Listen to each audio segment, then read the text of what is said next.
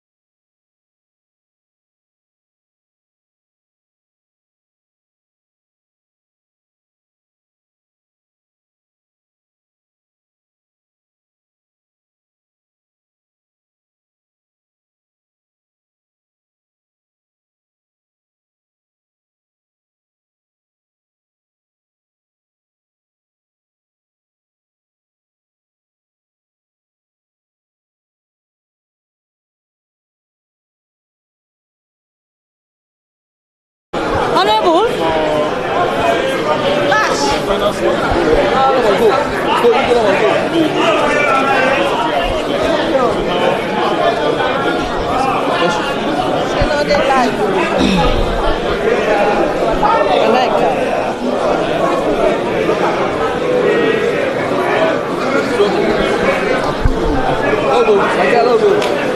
Go call the man on.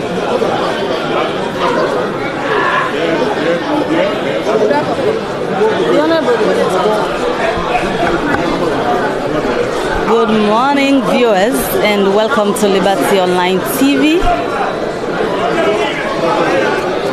We did live na the Well of Parliament, as we've been telling now. We did go a live broadcast on waiting they happened this morning at the Well of Parliament. Also, we members of Parliament them get for vote eventually for the constitutional amendments bill, the one them were related to elections. We know that today the members of Parliament them they can decide on which system of elections salon for adopt. That's one. And also now this particular well also we did this morning, another historic thing whether for happen, members of Parliament them get for votes for letting agree on the presidential threshold. These are the issues where the members of Parliament and they can vote on this morning. Stay tuned live na Liberty Online TV, as the Liberty Online TV crew they are live for giving updates on all waiting they happen at the well this morning. Obviously we got to talk to members of Parliament them. We go tell una the viewers them waiting at us we're not able to make them for come at the well this morning for no waiting una for expect. We don't say previous conversations them we done they happen on to this morning. The SLPP and the APC still hold them position them. The APC believes that there's still a push for the first past the post when one of the issues that we didn't go for votes for this morning, and also the SLPP gets a stronghold for the PR system. How this gets for come out, now that make with the live at the Well of Parliament this morning for going at the updates on waiting they happen at the well. As una can see, members of Parliament them currently, majority of them don't come at the well, they don't take their seats. We are just waiting for Mr. Speaker for like go come in so that the session will start. The gallery is almost full, journalists and they are around, civil society representatives from political parties are here, especially executive members from both the APC and the SLPP are here this morning for letting self-witness waiting go have for happen at the well. Plenty people on the predict already waiting the outcome go get for Tanleg, but we don't want to let it just stop to a prediction. We want to let una get first-hand information on waiting actually go happen inside the well today. We've done the hearing. The APC say they get a very strong system. We go ensure say the SLPP not get the two-third majority. We go give them the votes for let the PR system stand. But the SLPP believes say if they come into the polls, it's a secret ballot. So them believe say obviously they go able to get the PR system voted in. Watch as things unfold na the Well of Parliament this Monday morning. as una representative then they are so this morning for make that decision on una behalf. Many of una dey wey don dey call in, they talk to the members of parliament them for let them get una position as a popular one. Some of una dey wey sabi una MPs, some people in some areas we not sabi the MP at all. But we been on the open phone lines them for the past 2 weeks for let una talk to una MPs then. Whether or not them been listen to what una been say, it's an opportunity for let yourself watch and see so that you go know if the members of parliament then really listen to the call where una be they make, what una be they encourage them for say. Una go know this morning at the well. Feel free for drop your message in the comment section on waiting and waiting. You think it's never too late. You can still drop your opinion in the comment section. You member of parliament might be watching the live show. You don't know. Maybe now you last minute opinion where you go share with your MP. Maybe now you go make it speaks in conscience and so let me just vote for this. We never can tell. Well, we decided to talk to a few of the members of parliament them and say people where they are this morning for observe the whole process for let we go know exactly what's not their views, what's not their opinion them regarding this whole amendments and voting we're going to happen today. Me where they bring this opening session to you, na Mabel Kabade says stay tuned as we dey live na the well of parliament for let we give una updates on what's they happen today. Like I tell una, we get people from both parties, especially the APC and the SLPP executive members them, where then at the well of parliament this morning for watch waiting the members of parliament them gets for do. So you step where they out there because then they represent you, whether you sabi them or not. It's an opportunity for yourself drop your comments and let the public know exactly what you think about this whole process. Can talk to Moses Mambu firstly. Let me get in view this morning. Good morning, Moses, and welcome to Liberty TV Live. Good morning. Thank you very much for having me. We're all here with, one goal at the end of the day for represent Salone. But you know the public relations officer for the Sierra Leone People's Party. What do you go say to the public as expectation from we members of parliament in this morning? Well, they expect the public for be patient. We expect the public for follow the proceedings where they go on our parliament. And we expect we members of parliament from both sides for vote yes on the bill because that's the right thing for do. This is not a progressive bill. We don't count on parliament for make sure say everybody continue to be represented irrespective of the political party, irrespective of the region or the district or the village where you come out. But we want to make sure say everybody is properly represented. For we now the SLPP, we know they do this for political gains. This is a process we don't begin way back for we Pakabade and power. And Escoma can do very good job with this process here. So through Justice Kawan, it can go up to 98%. What do we do now for complete a process we don't begin long term from both political parties. So we pray and hope that both sides of the aisle, both from the SLPP and the APC, we go put Salone first, and for the first time in a long term, we try for enact a progressive laws. We go speak to the issues with Sierra Leoneans and they go through on a daily basis, and that will lay a proper foundation for the future. All right, many thanks, Moses. Well, that's now Moses Mambu, the public relations officer for the Sierra Leone People's Party, SLPP. He ask now for be patient, and he hopeful say both the APC and the SLPP will do the right thing this morning for the people of Sierra Leone. We can switch over for can talk to CDA at Tunis, where now the publicity sex before the All People's Congress APC Party. Good morning and welcome to Liberty TV. Good morning. Always a pleasure for the Liberty. All right, we are here this morning. Now one goal we all, Salone Big Pass, now one goal we all there for ensure at the end of the day the members of parliament represent Sierra Leone. Talk to the public. You know the public relations officer for the APC. Yesterday we see on a leader in a parliament, the leader for the opposition, Honorable Abdul Kagbobi, ask people them for pray and fast for God go direct them as to waiting for happen today. What should people expect from the APC MPs? First of all, I want to make people understand, say, the APC MPs as well as the SLPP MPs don't do a remarkable job to this constitutional amendment bill ready before them. We don't do plenty work per this bill, and we don't agree on several progressive things that within inside this bill. Now, two areas they will get disagreement. One get for do with the presidential threshold, where then they propose 50+1 or simple majority, and we they say we for maintain the 55% threshold we will get currently. The second that we get for do with proportional representation, where we feel say the people of this country, majority don't say because of the gaps in which they in them, they don't want them, then prefer the first past the post. But I want to assure the people of this country, say, both of this we all they work in the interest of Salone. We position as APC that because we feel say the majority of this country will benefit more with first past the post system. We don't try them before, and we don't see how it work for constituents them. Democracy now for let the people get the power for choose the leaders. And at that first past the post they do, they give them the power for make them elect the members of parliament, for make them elect the councillors. Proportional representation, they give we, the party executive, the powers for decide for the people.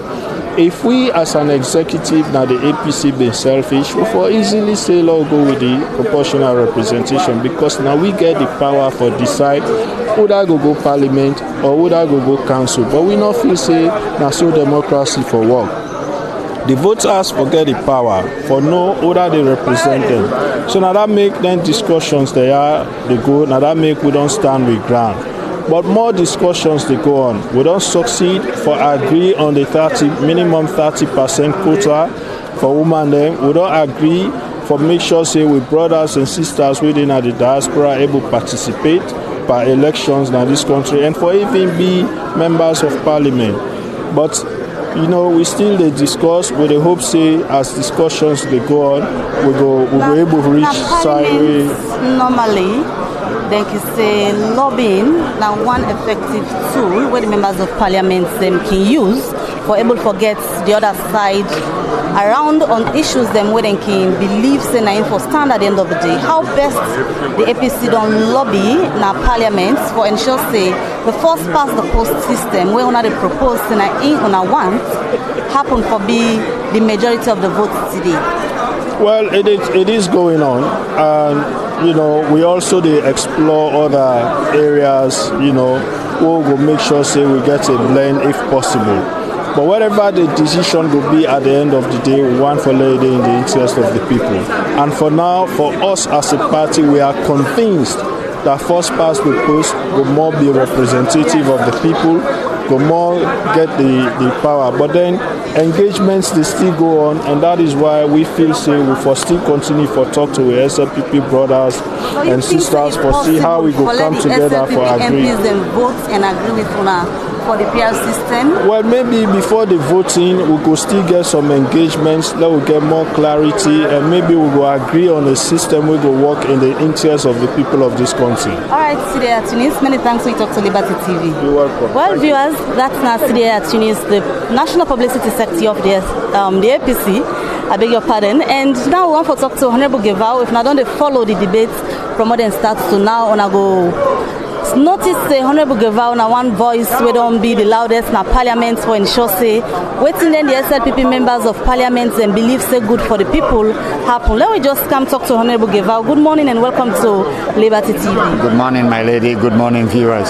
Honorable, today at the day where one of the members of parliament say they decide the fate of Salone. In a sense, when they can't vote for the type of electoral system where the country for use, when they can't vote for the presidential threshold. And a lot of Sierra Leoneans and they way don't they send message to both parties, the APC and the SLPP, and also paramount chief representatives and within a parliament. They tell una waiting that they expect. We know say currently the SLPP believes in the PR system will work best for the country, whilst the APC they push for the first past the post. But as a member of parliament who they represent people in, what should be their expectation this morning from you as a member of parliament who gets for votes? On the PR system, I ask the people say may they expect so we go pass on with the lobby, with the talk to with colleagues them for make them understand even at the nick of time that Nadan they good for Sierra Leone.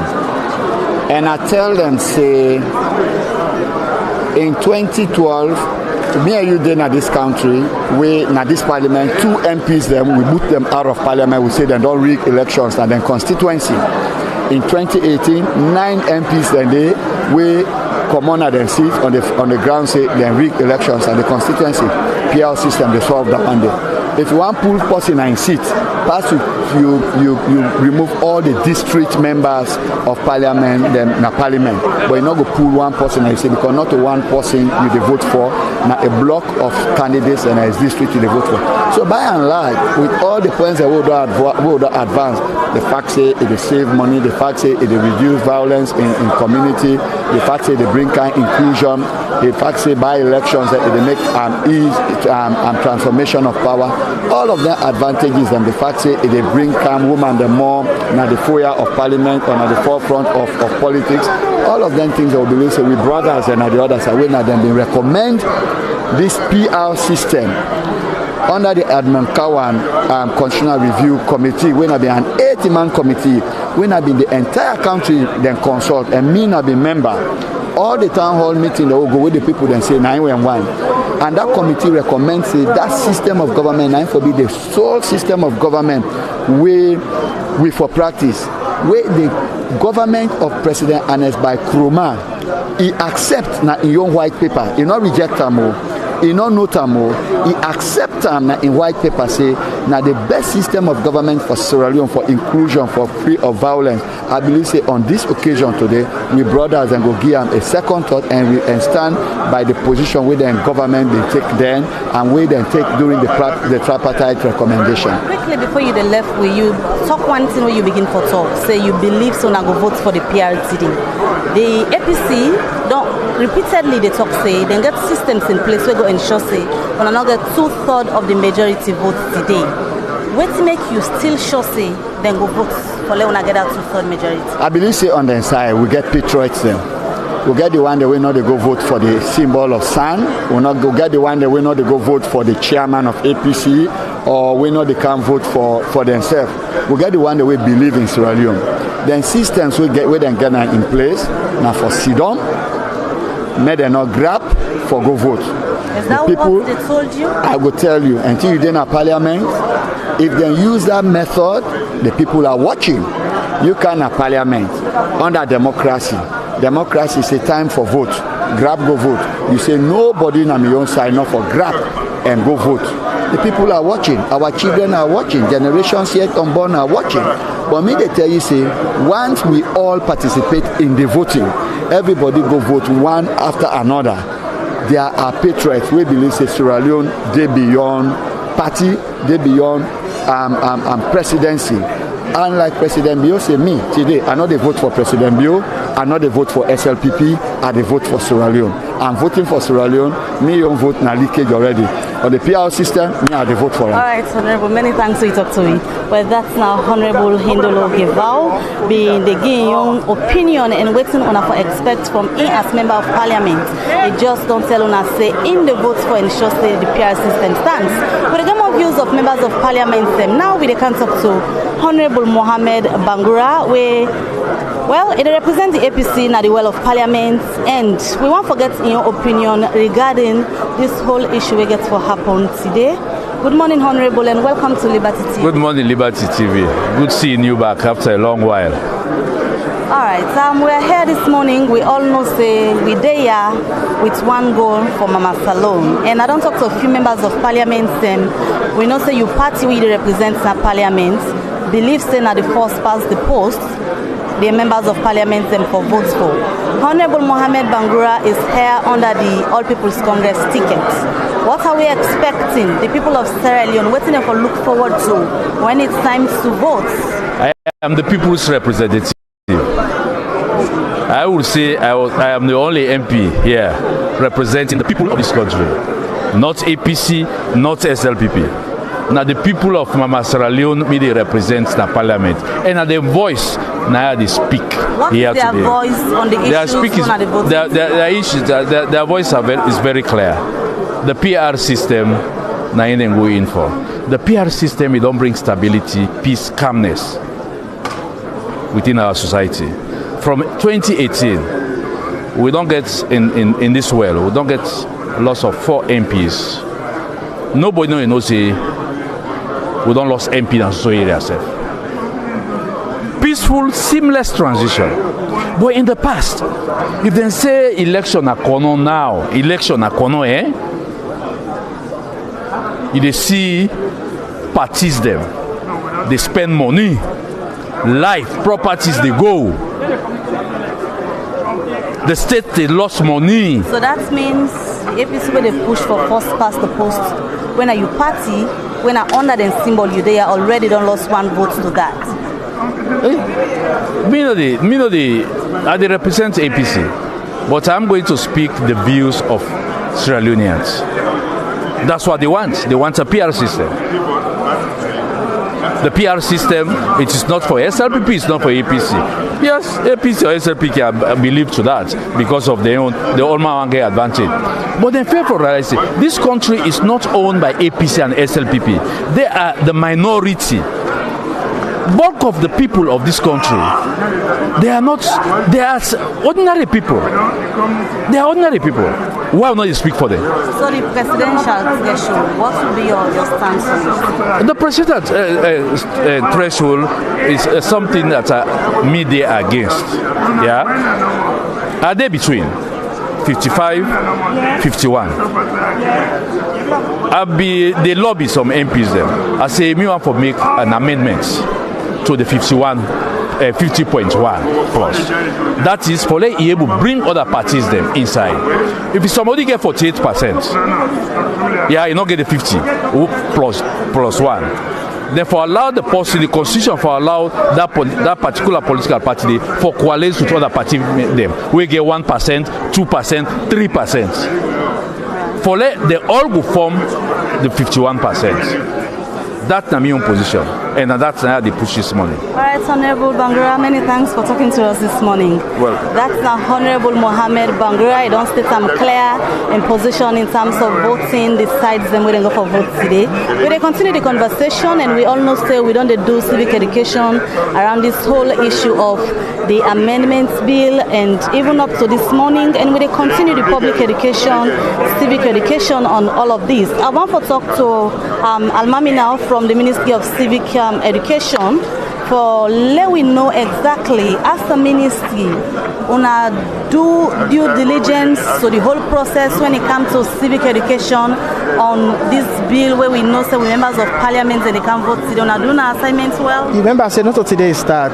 We don't start a year ago. You remember we be the tripartite. A lot of consultations will don't be happen on the same subject matter. I recall inside June we get consultations that will be happen at Freetown. We get specialized consultations them with political bodies, them ECSL, PPRC, then with civil society groups, then the media. We get that specialized religious people, them, and also consultations will happen up country. Usai a team from the Office of the Attorney General, the Tripartite Secretariat, and the Ministry of Information and Civic Education. We go now Port Local, Makeni, the Northern Regional Headquarter town, go on this same subject matter for talk about the PR versus the first past the post, and also for educate people. We've had only be culminate into the national dialogue will be happen July 4. Now Freetown have been to Mani. We are sure we all be there. Inside we get one big conversation about the PR and the first past the post. In fact, I just get the consultant in reports now. We put together when an outcome of all of them consultations. All right. Almami, viewers will be left on now shortly because the speaker they come now and we go continue for going to the updates. Yes.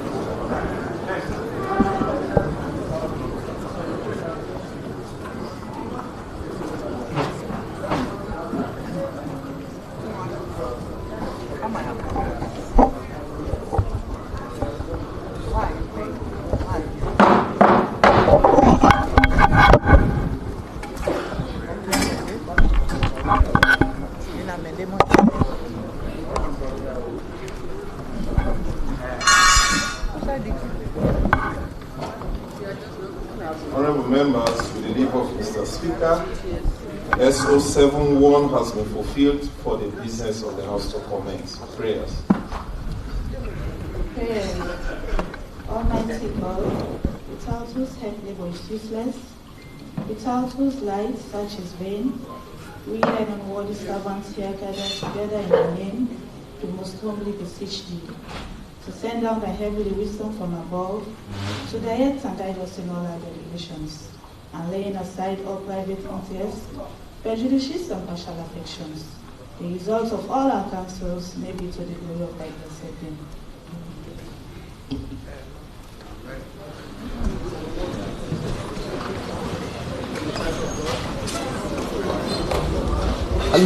Ali.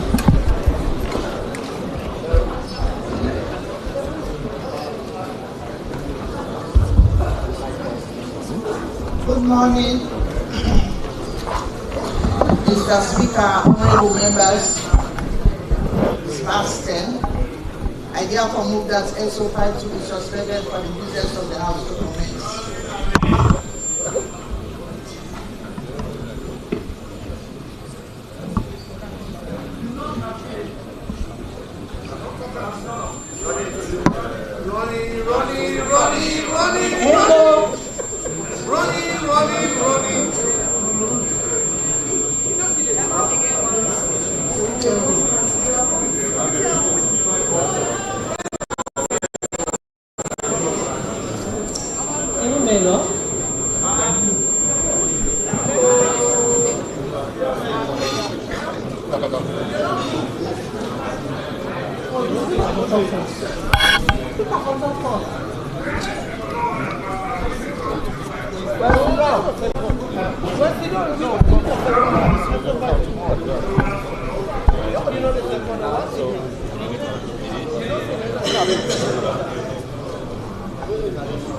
Yes, proceed. I have moved. Any seconder? Yes. I so second, Mr. Speaker. All those in favor say aye. Aye. Those against say nay. There is a proceed. Mr. Speaker. Yes, Honorable. I want to amend the order paper for vote and proceedings. Where are the opposition members? Running to you.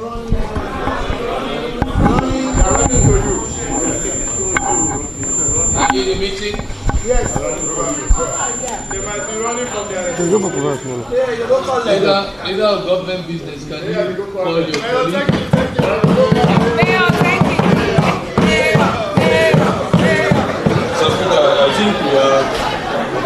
I think we are members who are in the chamber and we have a quorum now. Yes, I know. Proceed. We have Wednesday for vote and proceeding. Item number.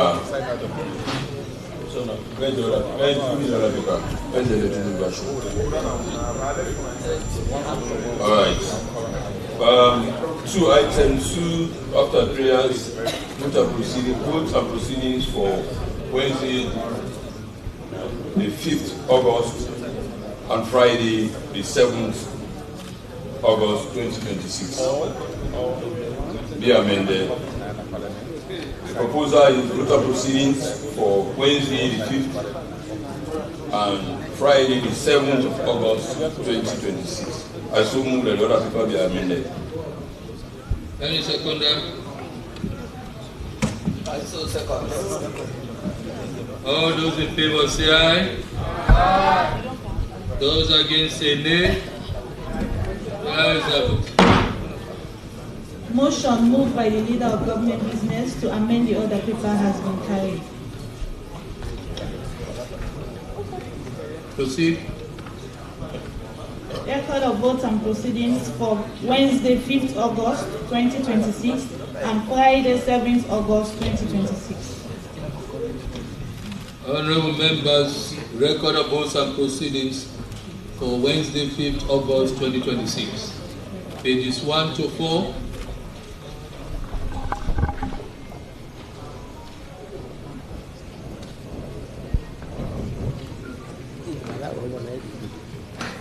5, leader of government business. Can you call your colleague? Okay, he's on his way. Come. Page 5.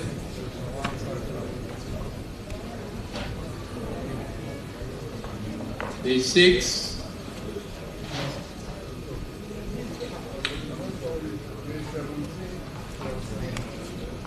Page 7.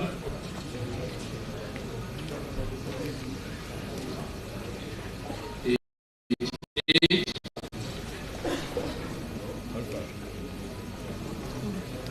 Page 9. Page 10.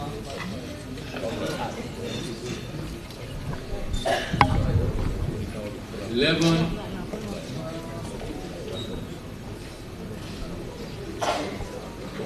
12,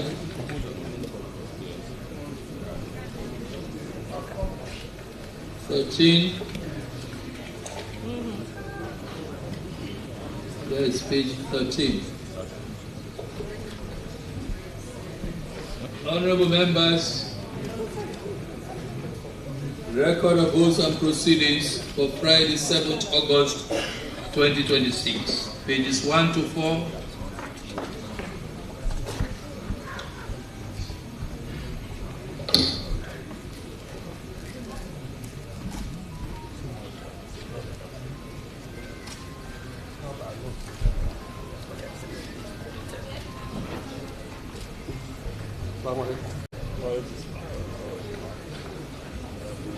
Page 5.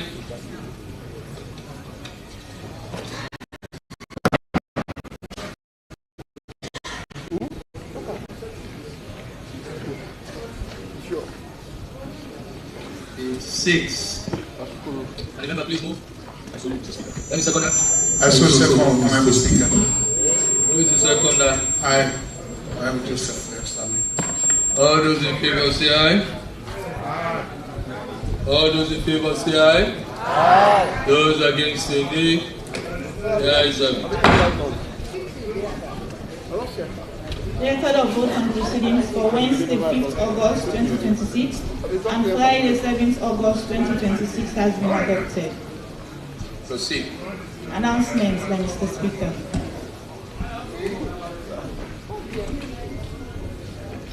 Committee chairman, with the exception of those committees that went on oversight during the last session but did not lay their reports, with the exception of those committees that went on oversight but did not lay their report, all committee chairmen, make sure you submit your concept note to the leader of government business for vetting and for my final action. Committee chairman, and of course, committee chairman and their clerks. With the exception, you know, honorable members, I gave deadlines, 2 separate deadlines relating to committees that went on oversight. Of course, I indicated clearly to those committees to submit their reports, to lay their reports in this way. Those committees did not lay their reports. So those committees are automatically out. They cannot go on oversight. But all of those committees that did not go on oversight and those that went on oversight and laid their reports, please submit your concept note for committee activities. Submit the concept notes to the leader of government business for his vetting and my final action. Proceed. B. The Constitution of Sierra Leone Amendments Act 2025. Committee stage and third reading. The Attorney General and Minister of Justice.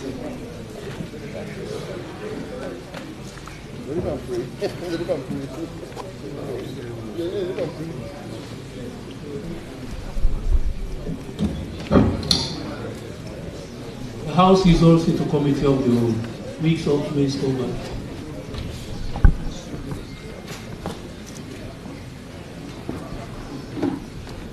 Continue proceedings.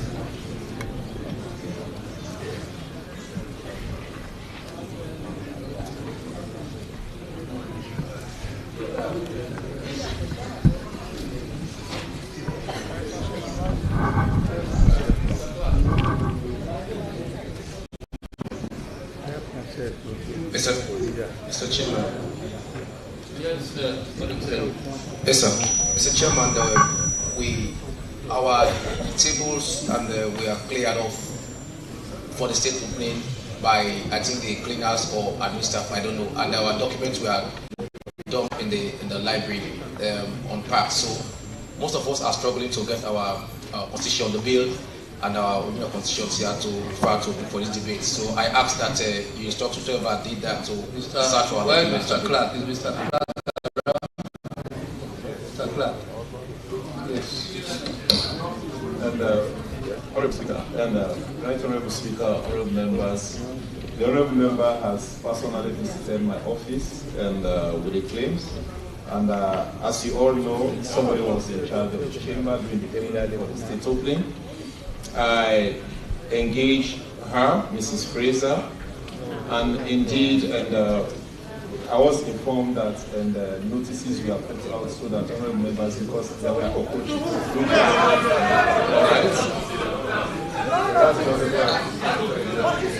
All right. So what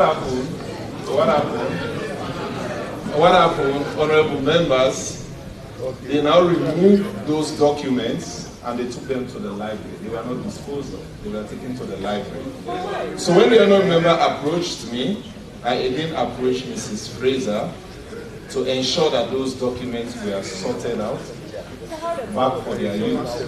All right, because they needed to fumigate this chamber for a very good use for the very honorable members and for the general public that was visiting this chamber. So that was what exactly happened. I've informed the honorable member that they will get the staff to get the documents sorted, and they will make those documents available in the library. Mr. Chairman, let me just make it clear. I approached the clerk. What he's explaining to me now is quite different from what he explained to me initially. The documents were taken not by librarians, because they are in charge of documentations here. They were taken by cleaners. Most of them don't know the importance of these documents we use. And some documents were under these drawers where we get access to. So we were not taken to the library, they were thrown. If you go to the library now, you see the way they were disposed. I went there personally on Friday and even this morning to search my own document.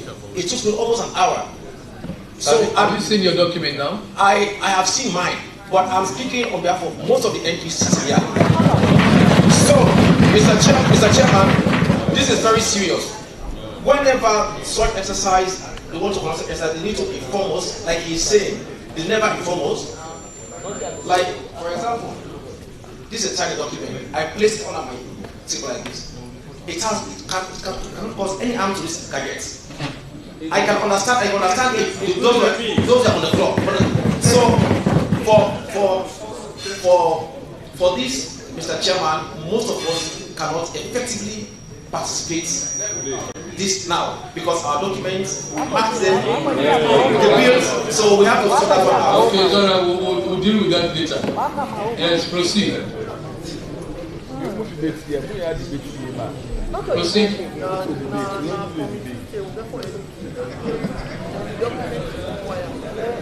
Yes, we're at page. Mr. Chair, sir. Chairman, sir.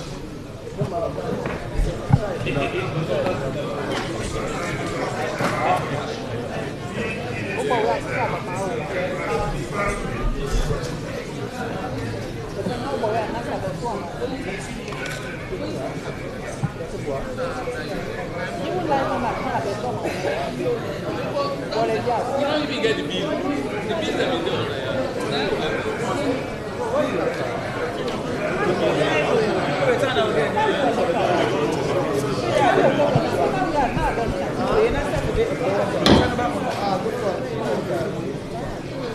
Yes, honorable members, we are at the.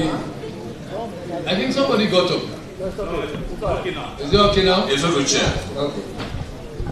Yes, we are on page 18 also. 19. 19? No, 18. 18. We are on page 18. Mr. Chairman. Yes. These are consequential provisions. I don't think we will be able to do anything much on them now because they are dependent on some of the provisions we have to approve later. The only thing that maybe we can do, if we go to page 20, from page 21, from page 21 and page 22, there are things that we can correct. Again, our issue in page 21 is about drafting.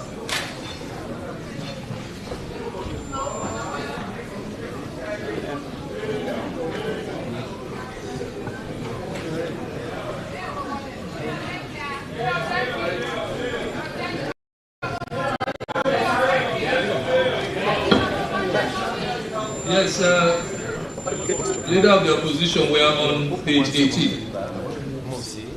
Page 18. Yes, Honorable Mari. Yes, because again, this is tied to 32.3 and also connected to the Public Elections Act. So whatever we're going to do here now, we can't do anything here now unless we look at the outcome from the previous aspects of the Constitution. So these are the consequential provisions that will be affected if at all the provisions are amended in the Constitution. So again, only few of them that will be looked at, because even in page 21, during the debate, what was even highlighted was a drafting issue. So I want to just plead with you that we focus on the other aspects of the constitutional provisions. They can be done at any time, but I think we are determined by whatever changes that take place. We have it before us now. Yes. So we have to deal with it. Page 22. Hold on. Do we have anything to say about page 18? We don't have anything to say about page 18. Page 18. Yes, Honorable Janet. All right. You will please come. You will explain. Yes. We want you to give us some time to prepare. Yes. So just read. Okay. You know I went to. Yes. Sessions will begin. Yes. Unfortunately, I didn't tell you. Yes, exactly. Okay, I'll give you 5 minutes to set that. Thank you.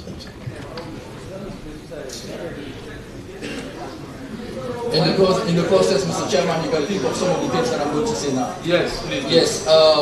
On page 21, you can see the third paragraph. I raised that point during the debate. It was talking about issue to the successful candidates a certificate of election in Form D set out in the 5th schedule. Now, we have to be specific here. When you look at the Constitution, has no 5th schedule. Then the 5th schedule in the Public Elections Act have no Form D. So we have to really place that particular aspect. It's a drafting issue, but then again, it's very important if we're talking about forms that are going to be issued out, it's very important that we take that into consideration.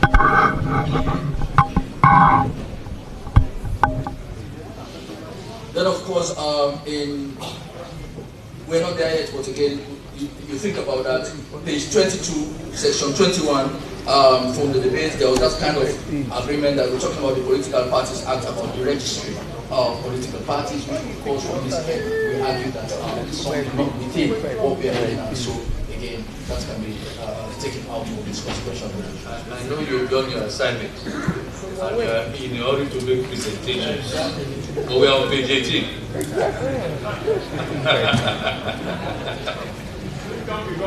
You have been reading throughout this weekend.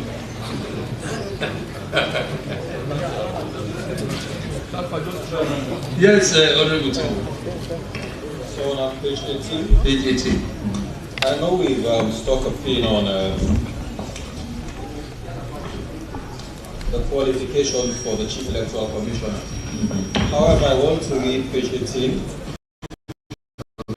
in tandem with the requirements in page 3 of the same. Okay. So requirements that are placed in page 18 for the qualification of the Chief Electoral Commissioner ought to be the same as the qualifications in page 3. Of course. So when you look at the two, they're different. Okay. So I think it's a matter of harmonizing the requirements and agreeing with them. Yes. A leader of government business. Mr. Chairman, I wonder what while the EG is wasting time to deal with consequential amendment. For now, we have said that we really don't need consequential amendment. We don't need it now. I can do what the people by not removing this whole part from the bill. Yes, Mr. Speaker, honorable members, good morning. As indicated by the leader of government business, it is my submission that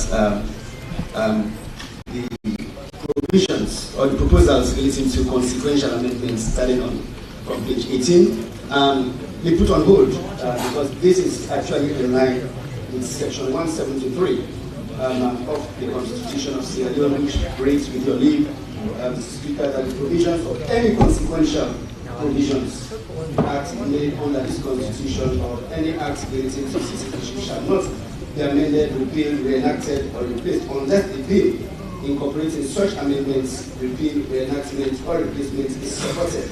And the final vote thereupon by the votes of confidence and 2/3 of the members of Parliament. So it's a submission that the focus remains on the bill itself right now. Once we get a vote on that bill, and then the House can deal with consequential provisions. So that's what section 176 says. My submission that the consequential provisions. Leader, can you move? Leader, can you move? Yes.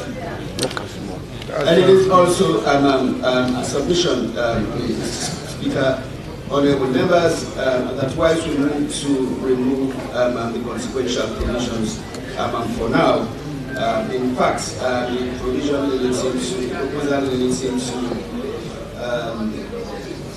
clause 21, that one will be deleted completely because it will not be part of the submission. From 18 to 21. So from 18 to 20. From clause 19. From clause 19 to 21. Yes, Mr. Speaker. Yes. So, leader, can you please move? Speaker, maybe I'm wrong here. Why do we need to constitutional provision which we cannot track from? It's all right. He's the one who is part of the bill. So if you say that he does not want that again, we cannot that is correct, but its authority is not above that of the Constitution. The Constitution is very, very clear. It's all right. It's all right. Honorable, it's all right. Of course. Yes, leader, please move.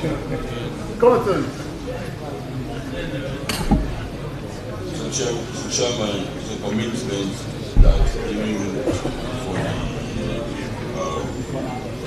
for the DPRC Act, and also when I asked for a Saturday, for the laws of section 55, section 57 of the Constitution, based on such a provision in line with 109, the minister made commitment. And also, you have just quoted 173 of the Constitutional Amendment in line with the Constitution. And 2021, the anti-democratic provision. So part 2, that has to be consequential amendment maybe deleted from the bill as proposed. So Any seconder? Any seconder?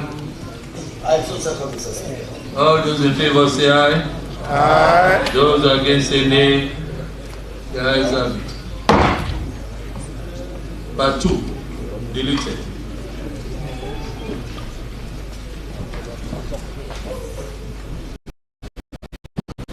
Honorable members, we go back to those areas where we stop pains and deal with those clauses one after the other. Beginning with, of course, clause 1. Clause 1.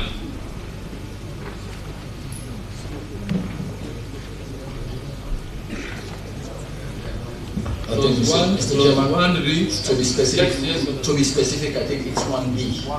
1B, yes, 1B. Yes, Mr. Chairman. Yes.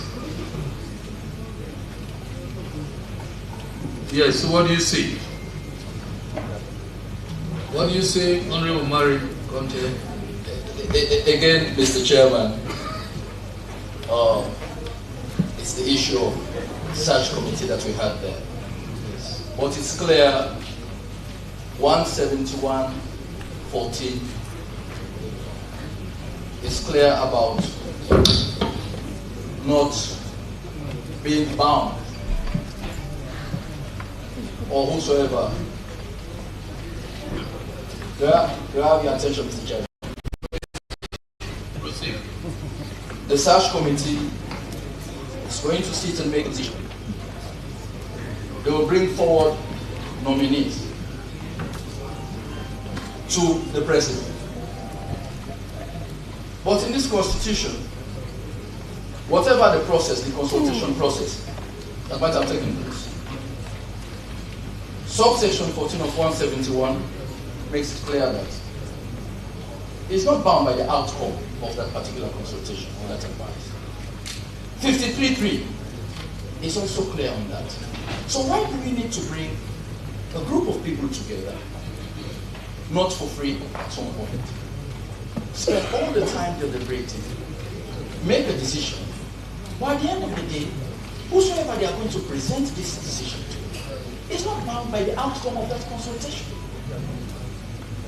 So, again, it's something like the operation was successful, but the patient died. The man you bring this decision to already has the power to even make that decision. So it is against this backdrop that we are saying, let the consultation process be clearly defined. In as much as, again, he's not bound by the outcome, so why take the powers from him when he can even reject? This is the question we're facing here.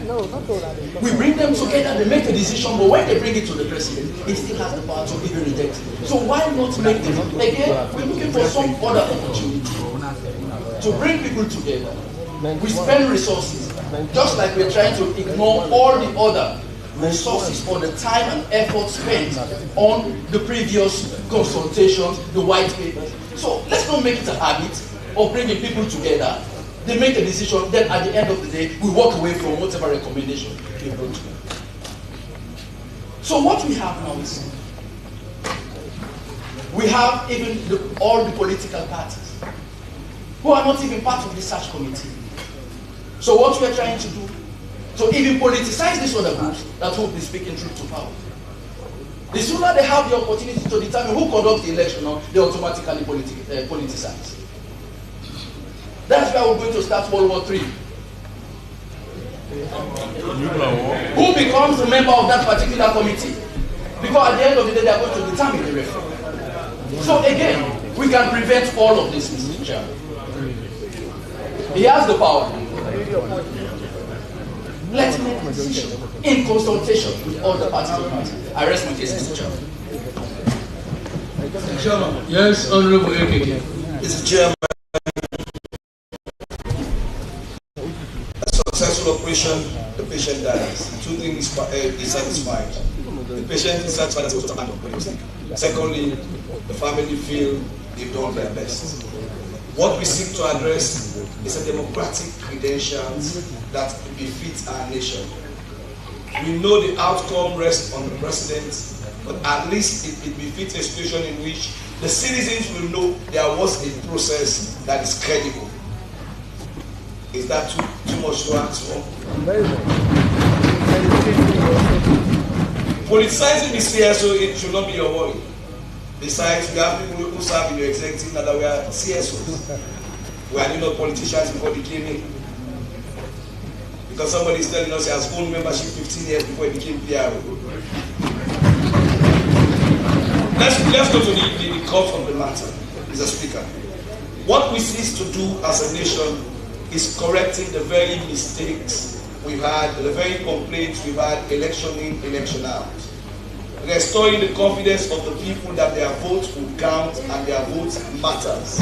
Restoring democracy to the point where the people have confidence that when I get up in the morning 5 o'clock and I go to that queue, I am voting in the person that becomes the president.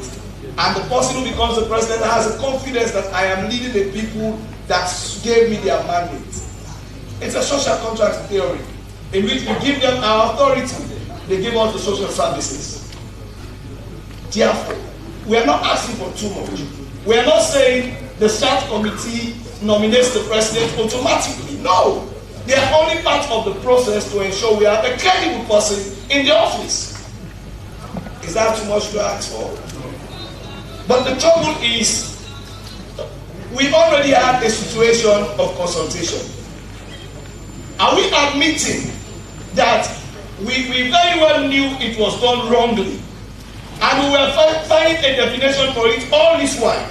We have a president that is so considerate, but yet still he could not do consultation for 8 good years in a manner accepted by the people of CNU. Are we living that again to the same situation of having to define what consultation means for us? If we were supposed to beg, we beg for this. For the credibility of our process, for the credibility of our nation, for the acceptance of our results. Let us just allow the situation where it is. But I find it difficult to ask, what are we arguing over? As a chairman of the committee, the select committee, after doing everything, I report to the speaker, who is the arbiter and who is the head of this house. So my outcome at the committee stage, where I chair, where I should pretend as the speaker, it's not finality until the speaker says so. So why is the speaker worried? Who told you it's working? Who told you it's working?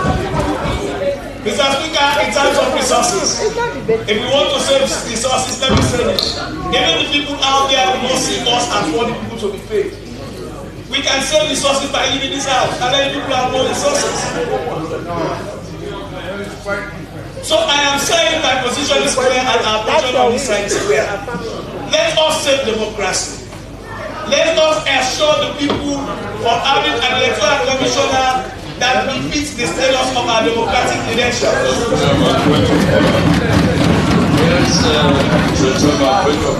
Yes. I don't think we are here for another. Of course, I know. I don't want to open marathon. Our position on this other side was very clear, the true sense of patriotism. Not because you are sitting on the convenient side or your interest on a normal temperature and pressure on all sides. I'm financing for the this country. We have made our position. We are going to that clause in the extant law. We're going to remain the same. And we ask that if there is any definition of consultation to take it to the Public Elections Act, where will be the general administration of the law. Even this they are proposing, you cannot do the administration of the law in the Constitution. You can take it to the Public Elections Act. It's fine with you.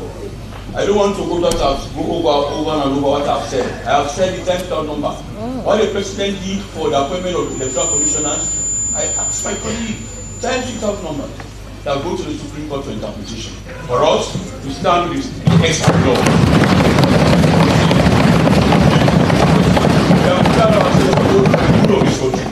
We are standing with the extant provision. I respect this.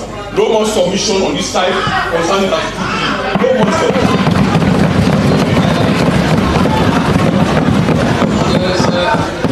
Yes, the leader of the opposition. Yes, Mr. Speaker. I similarly believe that we've had ample debate on this topic.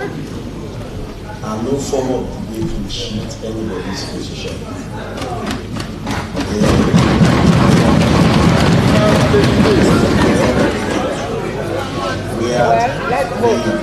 We both are in business for which we are against that very clause in the Constitution.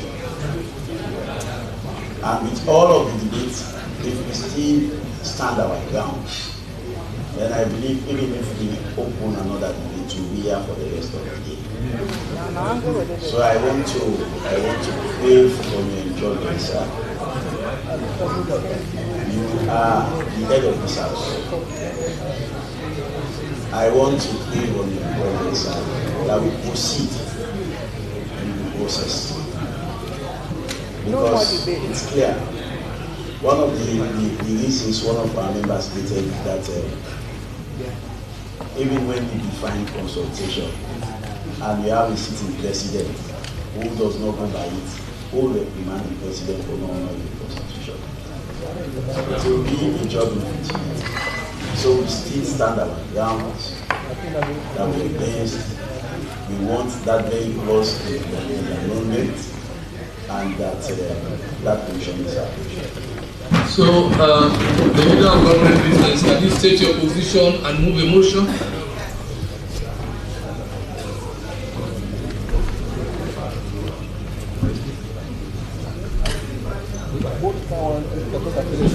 Mr. Chairman, I have stated I have the Tatoka provision with me. Our provision, during we are in the opposition, presented the South Committee as it is, rejected by the then government in 2017. Both the Tatoka and the Justice Kawan, in blessed memory, both of them, that senators sustained the extant provision that has 732 of the Constitution. Whatever definition we have to do, we will address that in the Public Elections Act. I so move that we stay with the extant law. Your position is that we stay with the extant law? Yes. Any seconder? No second, Mr. Speaker. All those in favor say aye. Aye. Those against say nay. The ayes have it.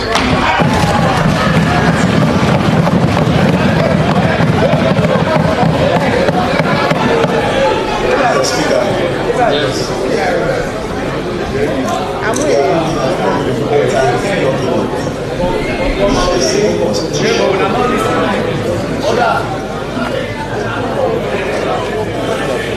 Firstly, I want to raise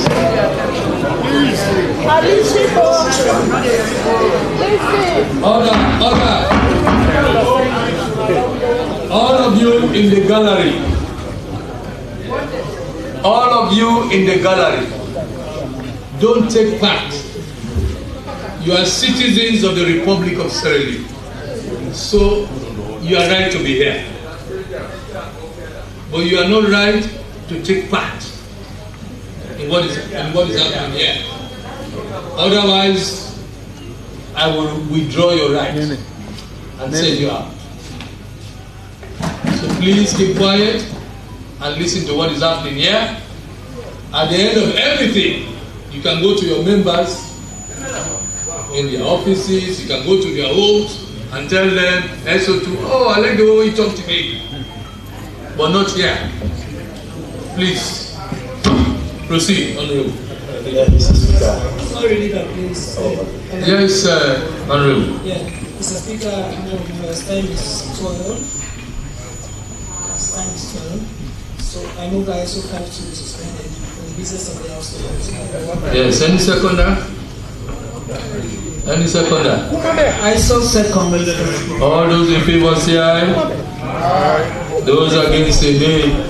The ayes have it. Yes, leader of the opposition. Yes, I rise on S46.1 to challenge your own exam and let it be on the records the number of people who voted in favor. And Mr. Speaker, this is about altering the Constitution, and I'll come to that. But firstly, I rule on I stand on SO 46.1 to challenge your own. Thank you very much, Honorable Leader of the Opposition. So I'm going to put the question again, and I'll rule. Yes, Leader. The question is already there. The motion is there. I'm putting the question again. Hold on. Yeah, Mr. Speaker, before you put the question, my challenge is as a result of the fact that I am not convinced in the collection of voices. That's why I'm putting the question again the second time. All those in favor say aye.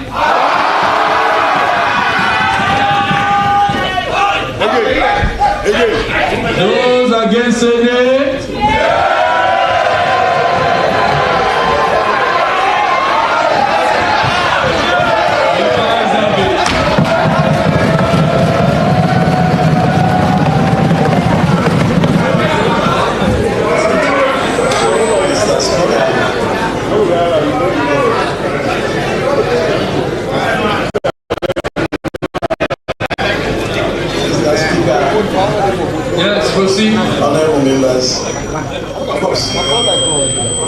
have to, you don't need to have a very loud voice to vote in Parliament. Don't worry. Because if it were that, they would have gone to look for those with the loudest voice to be elected in Parliament. Parliament is the house of proceeding. Collection of voices. We have seen and noticed that during the process, we have seen and noticed that during the process, there is immense participation from the gallery. No.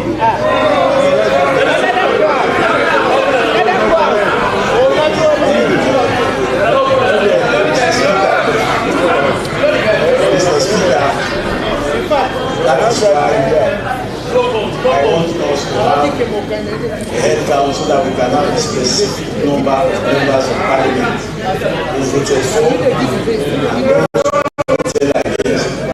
That is why I'm standing again on SU 46-1 to challenge voice to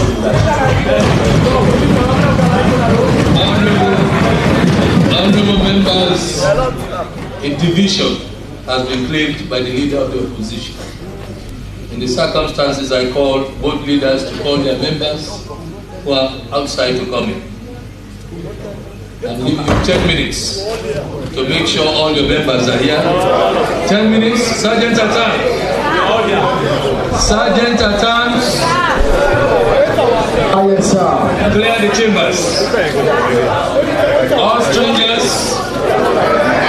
All strangers leave the chambers.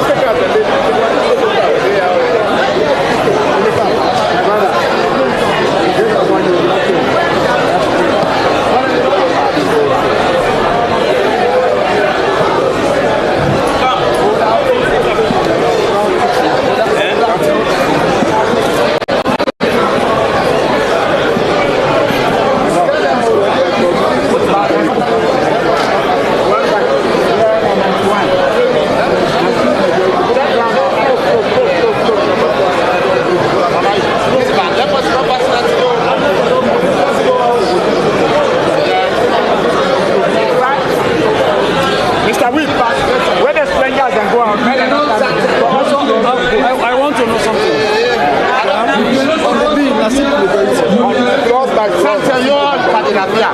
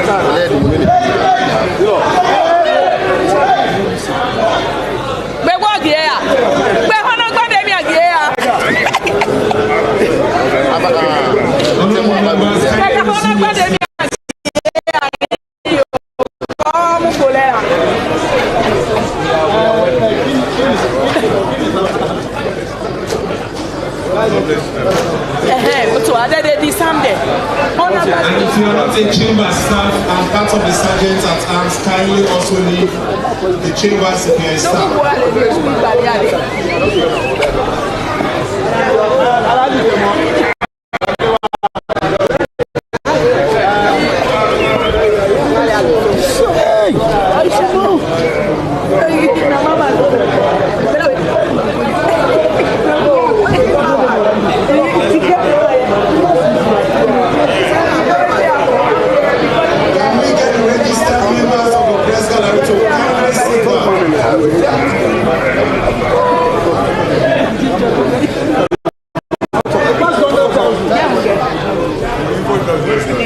Honorable members, please to your seat.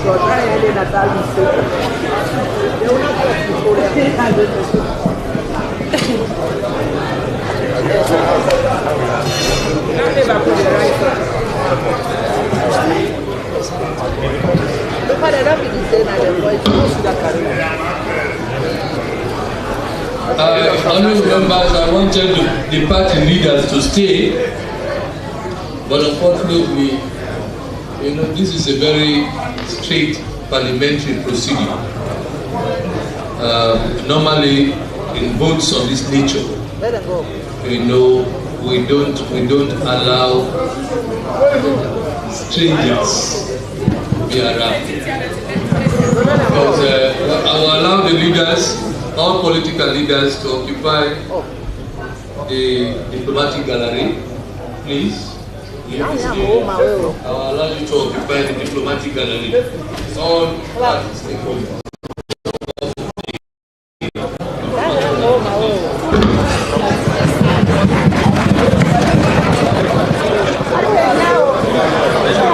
Second attempt, please guide the stakeholders to the diplomatic gallery.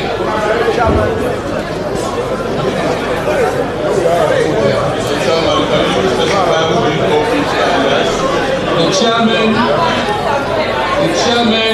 chairman of the political parties and their secretaries. Chairman of political parties and their secretaries, and former chairman, former secretaries. This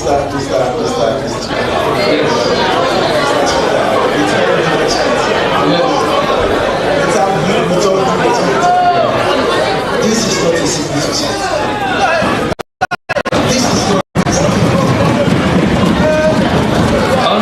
Honorable leader, this is my chamber.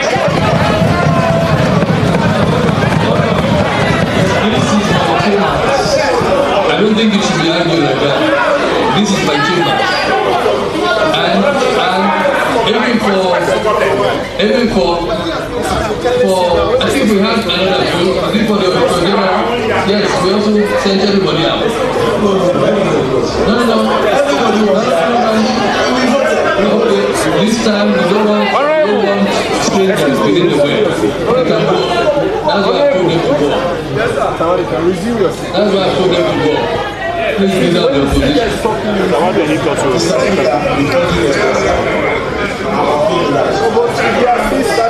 Okay. And to their numbers. Go ahead to talk to people. Okay, five from either side. Five from either side. Go up to the five from either side. Five APC, five SLP. Go to the diplomatic gallery. Mr. Speaker.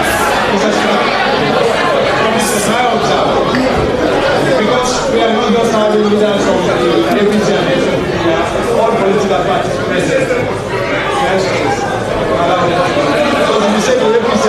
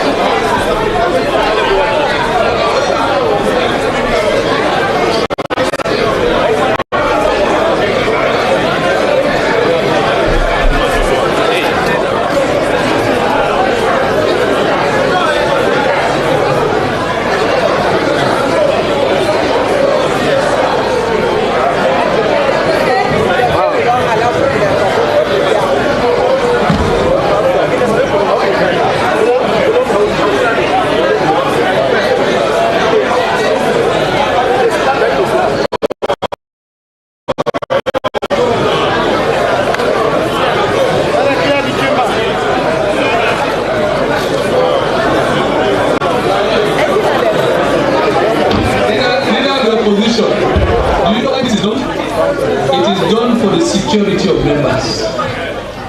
And we have seen in cases where people are shot, members of parliament are shot for exercising their vote. Do you know that? In fact, at one point in time, recently, whilst we were on this debate, probably I didn't inform you, somebody was caught with a missile coming to the gallery. Somebody was caught with a missile coming to the gallery. Why are you not clear about police? It is for the security of members. This is not a secret society. It is just the security of the members. Yes.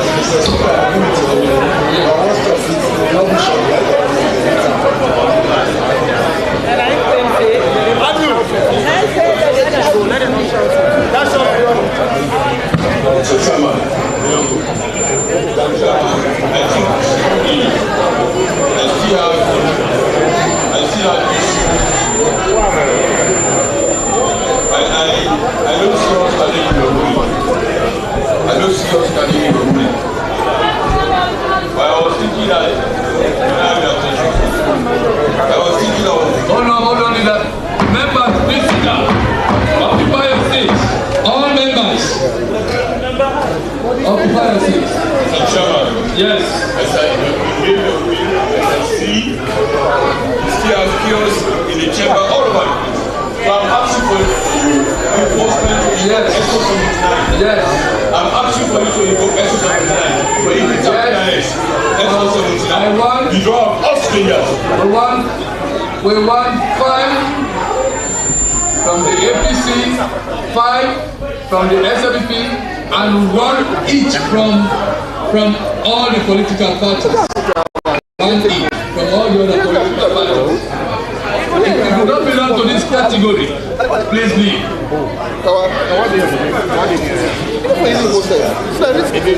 Everybody values. Yes. Everybody values. When they be someone, you put about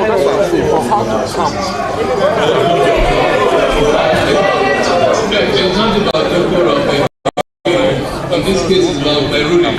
I said 5 from either side, and 1 each of all the political parties. Of course, the diplomats can stay, and the journalists can stay. Former members of parliament can go up the gallery.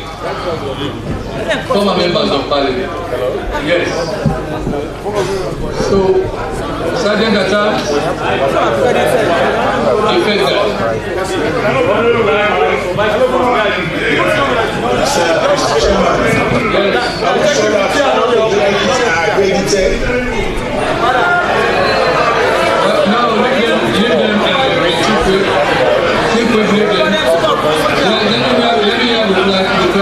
Yes, I'm a chief whip. Honorable Chief Whip, you recall that I drew the attention of the President to the effect that she has to identify those that are accredited to Parliament. For those that are accredited to Parliament, the list is with me. Sergeant Atta, tell your officers to occupy the entrances. Nobody comes in.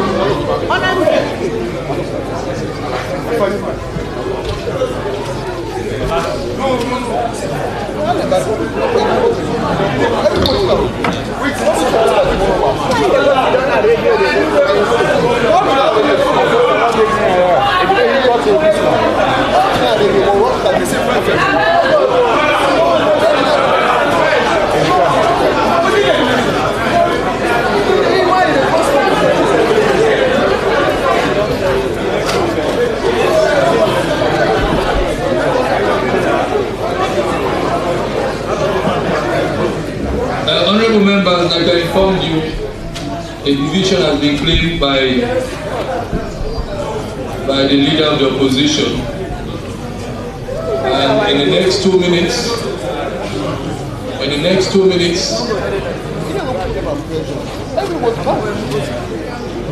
we'll be taking the votes. In the next 2 minutes. Sergeant at arms, occupy the doors. Sergeant at arms? Yes, sir. I'm seeing somebody using that entrance. Who is that? It's closed.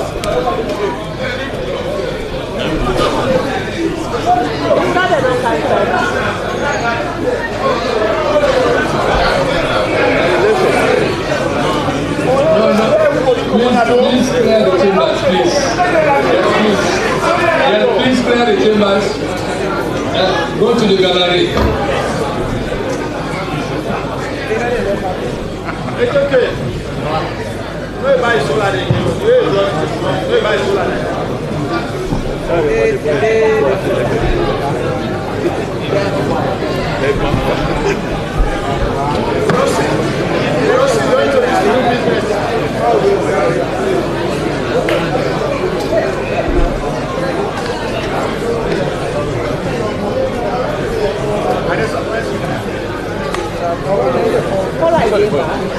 Don't go again, sit down. No, sit down now. Don't go again. Why you want to go again?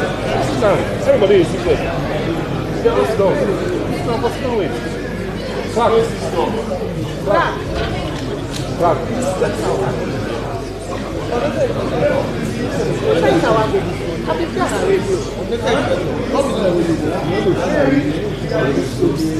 Yeah, definitely. My own. They don't get an apple. Yeah, this one.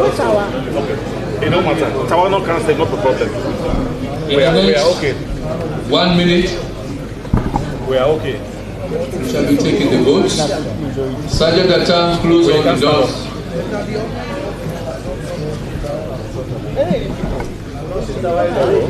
We'll be taking the votes on the clauses. Just on the clauses. And we'll open the doors briefly for members, for you to relax yourselves. Then we'll come to take the final vote on the bill. But now we are dealing with the clauses.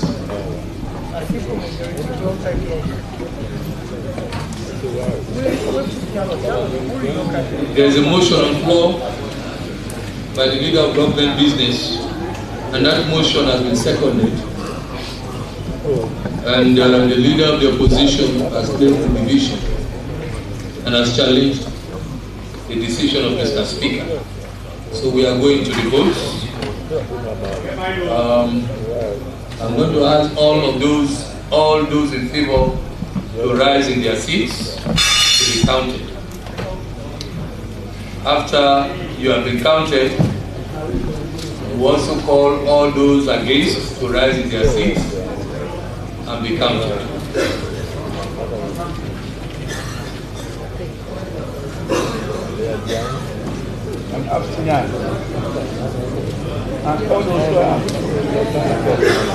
Honorable members,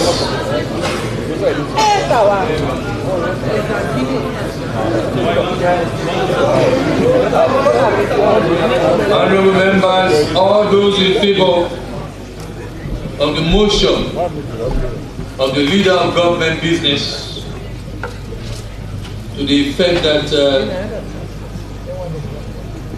the provision in the extant law remains and that the definition of consultation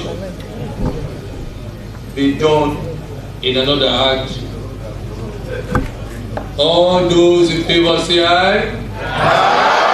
Can you please stand in your place? Those in favor, stand. And be counted.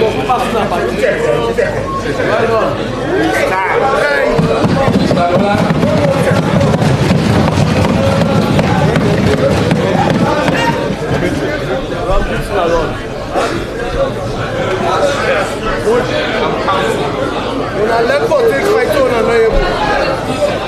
How do they come?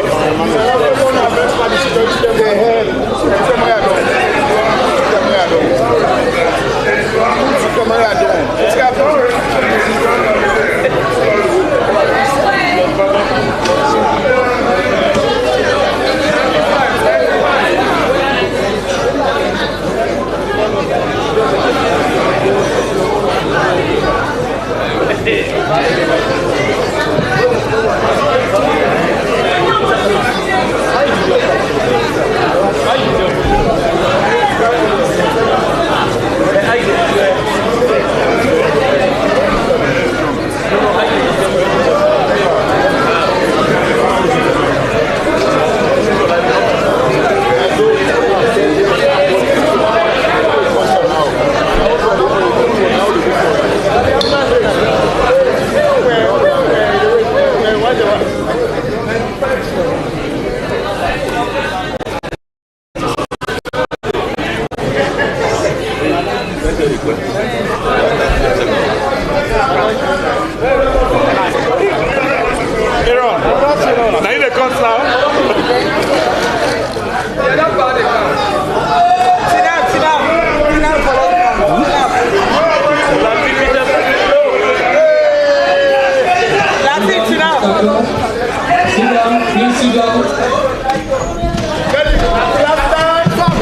All those against the motion say nay.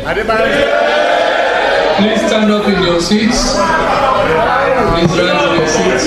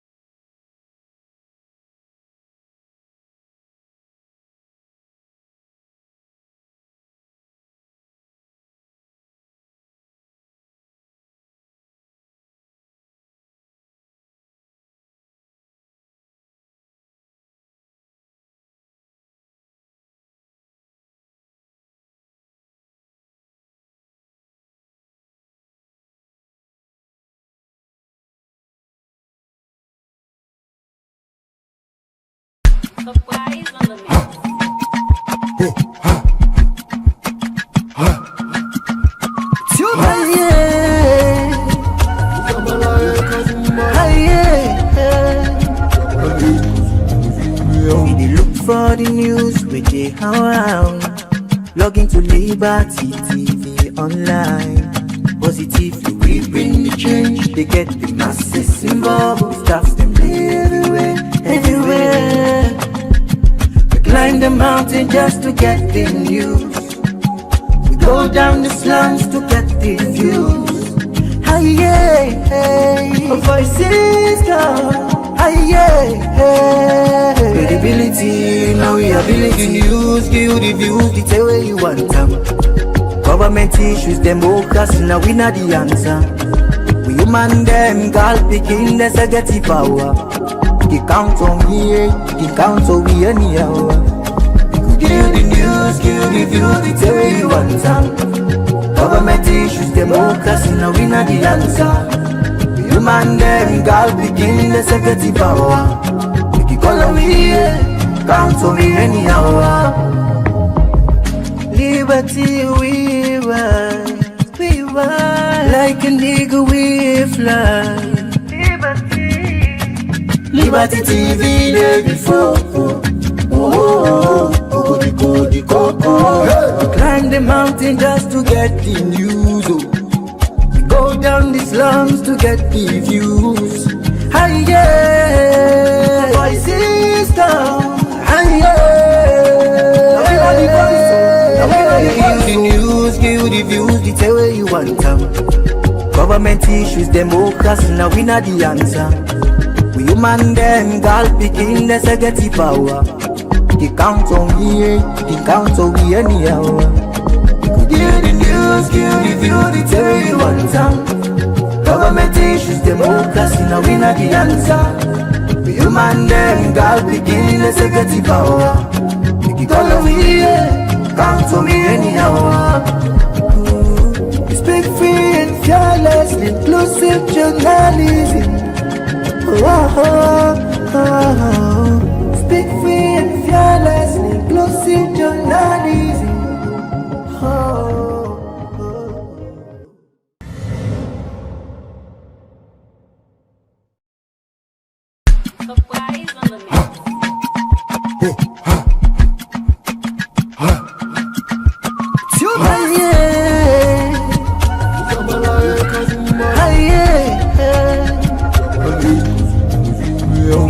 For the news we dey around, log into Liberty TV online. Positively, we bring the change. They get the masses involved. Staffs them everywhere, everywhere. We climb the mountain just to get the news. We go down the slums to get the views. Hey, hey, voices down. Hey, hey, credibility, now we ability. News, give the views, the tell where you want them. Government issues, democracy, now we not the answer. We human them, girl picking, there's a get the power. He count on me, he count on me anyhow. Give the news, give the views, the tell where you want them. Government issues, democracy, now we not the answer. Human them, girl picking, there's a get the power. He call on me, count on me anyhow. Liberty we ride, like a nigga we fly. Liberty TV day before. We climb the mountain just to get the news. We go down the slums to get the views. Hi yeah, voices down. Hi yeah, everybody voice. Give the news, give the views, the tell where you want them. Government issues, democracy, now we not the answer. We human them, girl picking, there's a get the power. He count on me, he count on me anyhow. Give the news, give the views, the tell where you want them. Government issues, democracy, now we not the answer. We human them, girl picking, there's a get the power. He call on me, count on me anyhow. We speak free and fearless, inclusive journalism. Speak free and fearless, inclusive journalism.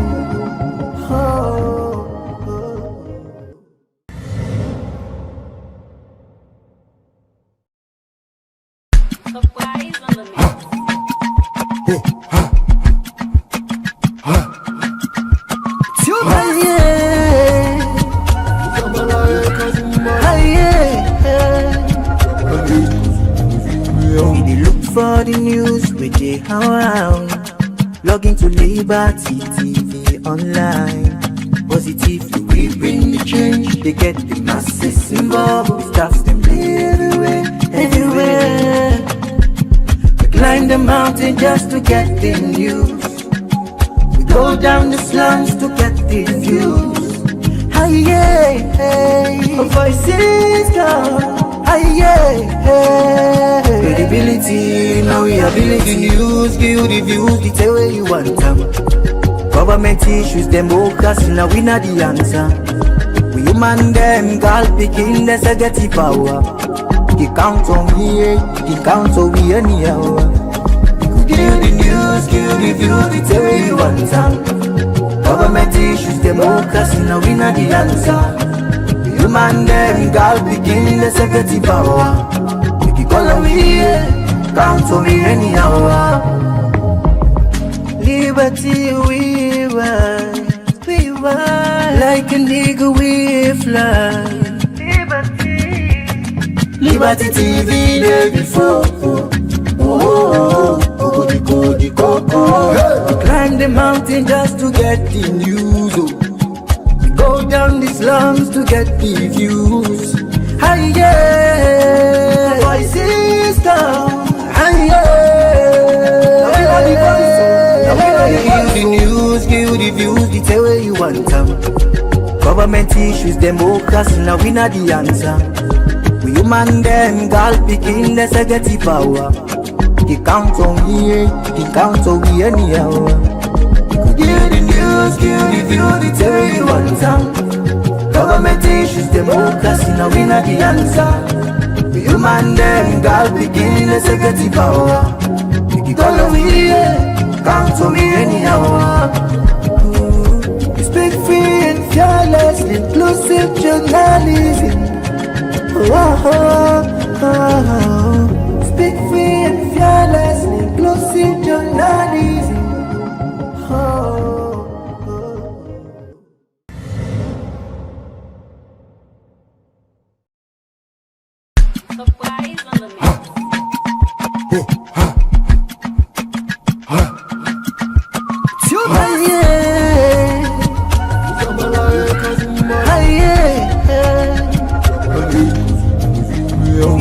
For the news we dey around, log into Liberty TV online.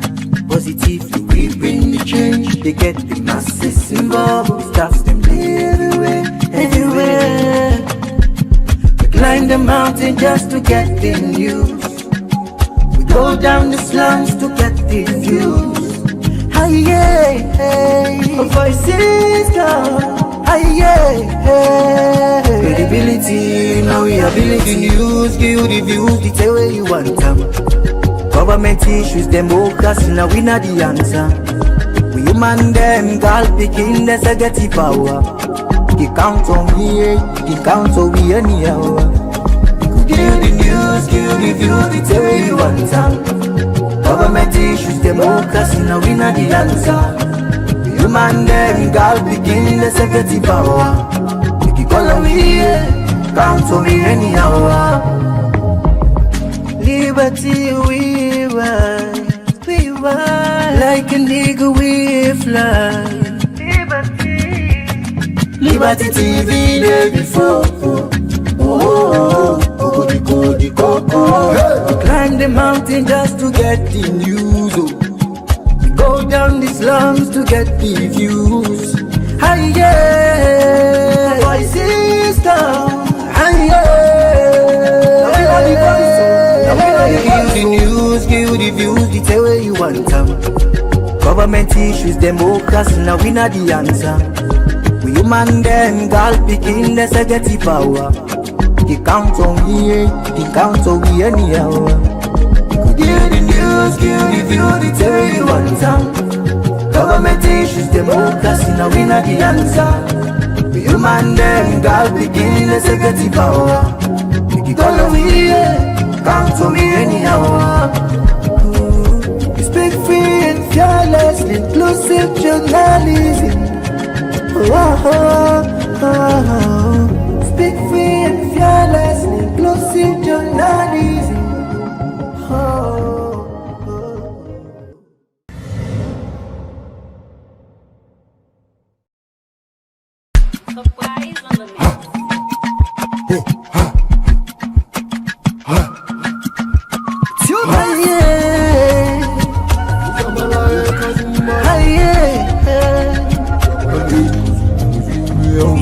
For the news we dey around, log into Liberty TV online. Positively we bring the change. They get the masses involved. Staffs them everywhere, everywhere. We climb the mountain just to get the news. We go down the slums to get the views. Hi yeah, voices come. Hi yeah, credibility, now we.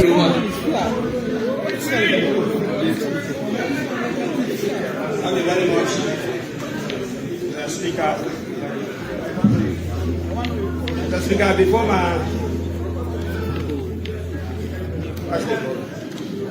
before my intervention, I just want to ask a simple question to the honorable members' submission.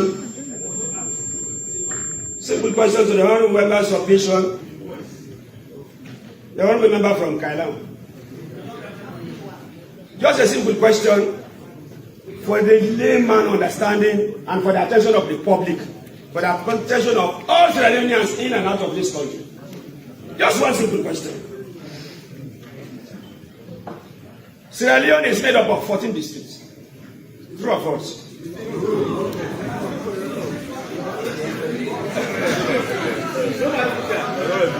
14 provincial districts. 14 provincial districts. Sierra Leone comprises of 14 provincial districts. True or false? True.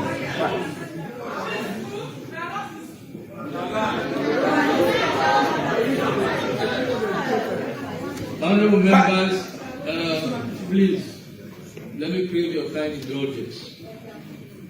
this is a very serious matter. Please, I'll crave your kind indulgence. You know, when people debate on this side, and when people debate on this side, please let's pay attention so that we get the public to hear what we are saying. Please, it's a plea from me. Yes, proceed. 14 provincial districts constitute the nation of Sierra Leone. Simple question for the layman understanding. If there is border disputes in one of those districts, border disputes in one of those districts by another neighboring country, of which during that dispute, members of our district bordering that neighbor country are being killed, are being maimed, are being raped, is it a problem of Sierra Leone or not? Let's say for instance Kwanedugu. I came from Kwanedugu and I represent Kwanedugu. Kwanedugu borders Guinea. And Kwanedugu is part of Sierra Leone. If Kwanedugu has problem with Guinea, and then the Guineans come and bombard citizens of Kwanedugu, rape the women of Kwanedugu, kill the people of Kwanedugu, is it a problem of Sierra Leone or is it a problem of Kwanedugu? You want me to answer? It's a rhetorical question. It's a rhetorical question. You can answer in your mind. And your conscience can answer as well. The problem of Kwanedugu is a problem of Sierra Leone. And His Excellency the President is President of Sierra Leone, of which Kwanedugu is a part.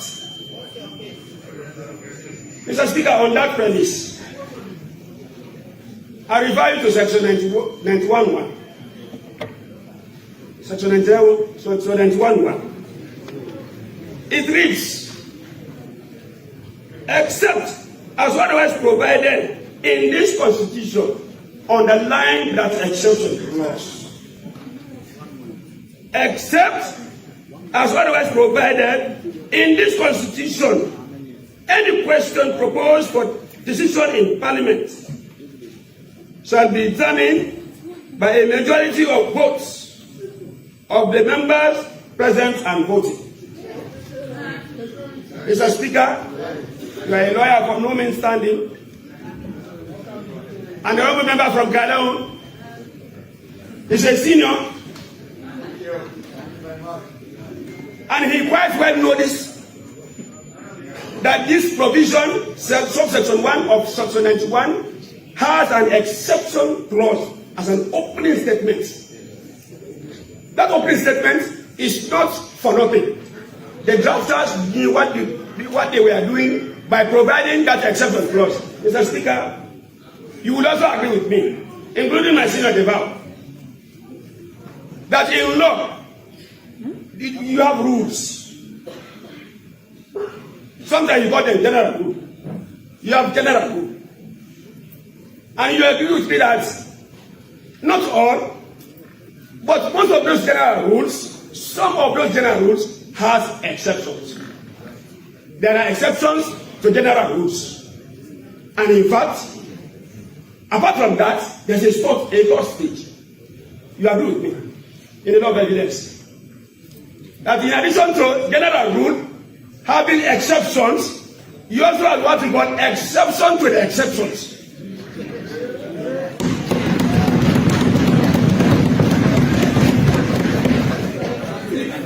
You have general rule, you have exceptions, and you have exception to the exceptions. Secondly, you agree with me. You agree with me that all the exceptional clauses supersede the general rule. Exceptional clauses supersede the general rule. You agree with me? My senior knows that. That whenever you have exception, that exception is superior to the general rule. It's not affected by that general rule. It supersedes, it's more powerful, it's more superior, it's more potent than the general rule.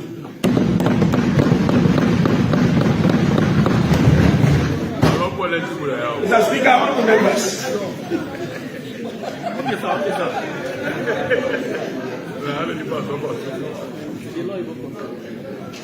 Mr. Speaker, honorable members, I read the provisions of Section 108. But before I read, I want to inform this House that Section 108 is clearly, unambiguously, an exception to Section 91.1. It's one of the exceptions to Section 91.1. A clear exception. It's very, very clear. Mr. Speaker, another exceptional clause in the Constitution is the law dealing with state of emergency, passing state of emergency. State of emergency gives exceptions. It gives exceptions to the powers of the president. The general rule sets limits to the powers of the president. It sets limits to the rights, the human rights of citizens and non-citizens residing in and out of this country. It sets limits. But Section 29 now came.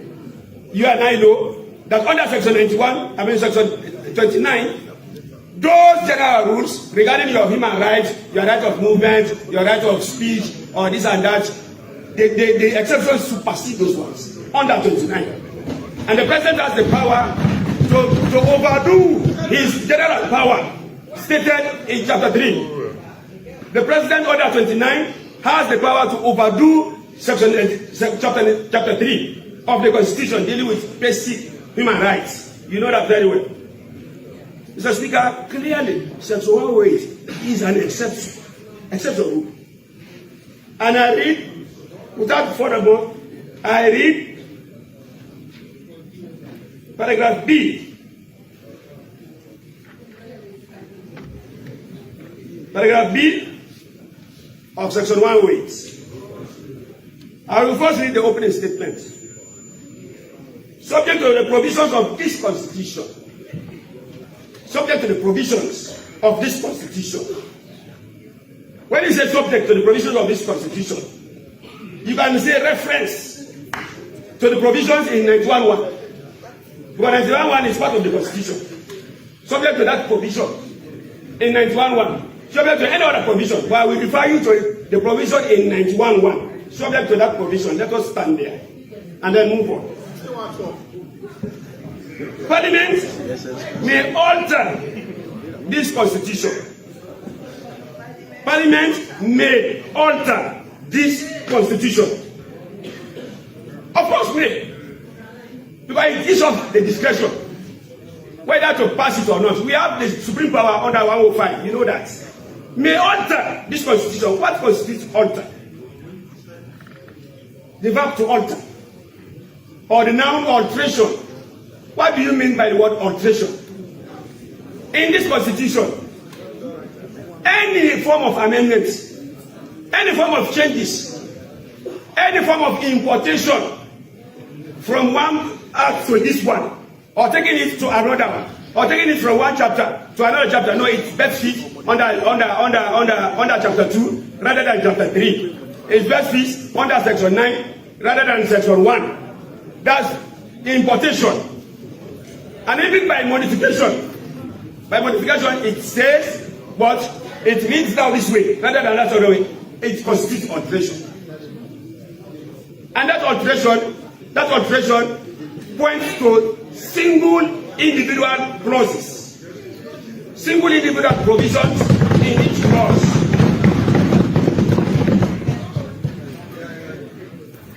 It says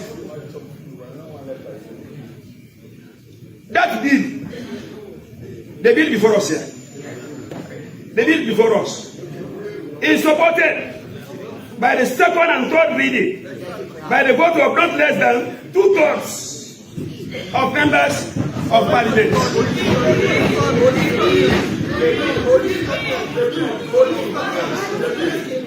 Now listen.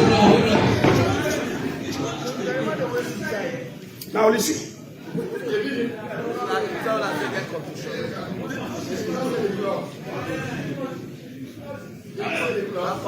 subsection 8.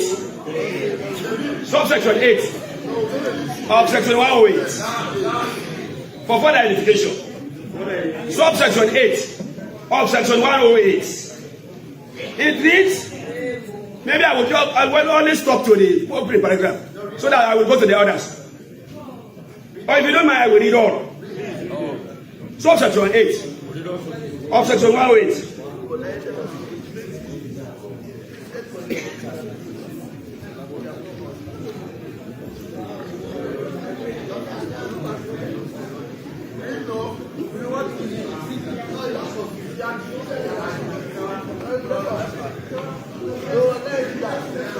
Speaker.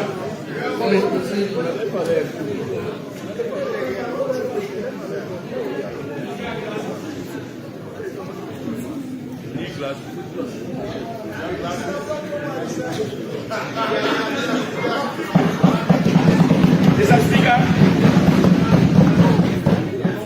honorable members, subsection 8 of section 108.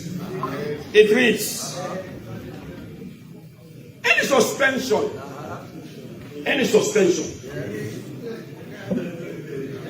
alteration, or repeal of this constitution, other than the authority of parliament,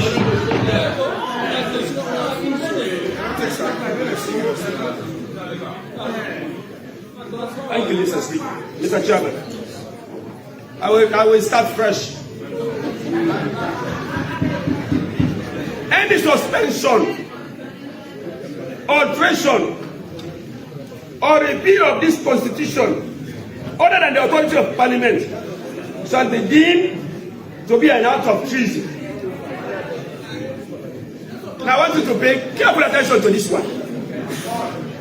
That to suspend, to alter, to repeal, only parliament can do it. So now we are dealing with alteration. We are not suspending. We are not repealing. We are dealing with alteration. This alteration now goes, in fact, all three, goes further to say that even references alone, by just making a reference, to a particular provision of the Constitution, amounts to alteration. But I will read for education. References to this Constitution include, listen to this, references to this Constitution include references to any law that amends, replaces any of the provisions of this Constitution. I will repeat this one. References to this Constitution includes, underline the word includes references to any law that amends or replaces any of the provision of this Constitution. Mr. Speaker, without going further, when you talk about provision, a bill is not a provision. A bill cannot be described as a provision. Provision refers to individual clauses.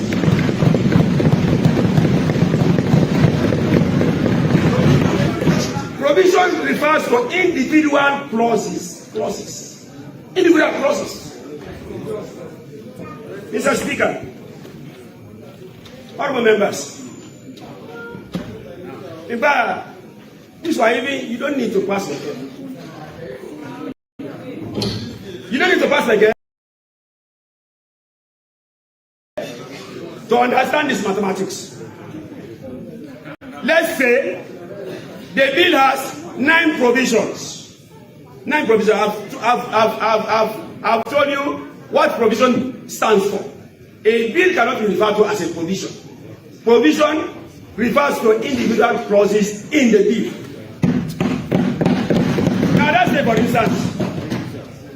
for instance, You have 10 clauses in a bill. 10 clauses in a bill. And then you say, this is for layman understanding now. You say, those bills gathered together needs 2 votes. Those 10 clauses gathered together are called a bill, are being referred to as a bill. And until it is treated as a bill, before it requires 2 thirds. But on the contrary, those 10 provisions, in order to pass each, you just need a simple majority. Now let's go this way. The Constitution says you need 2 thirds. For the 10 clauses put together, you need 2 thirds. And then you are saying each can go by simple majority. So let's say now, we'll go to the first clause, number 1 clause, simple majority, passed. Number 2 clause, simple majority, passed. Number 3 clause, simple majority, passed. Number 4 clause, simple majority, passed. Number 5 clause, simple majority, passed. Number 6 clause, simple majority, passed. Number 7 clause, simple majority, passed. Number 8 clause, simple majority, passed. Number 9 clause, simple majority, passed. The last and final clause, number 10, simple majority, passed. And now you all come now together. So well, from 1 to 9, you need 2 thirds, and then the bill cannot pass 2 thirds. Does it make sense?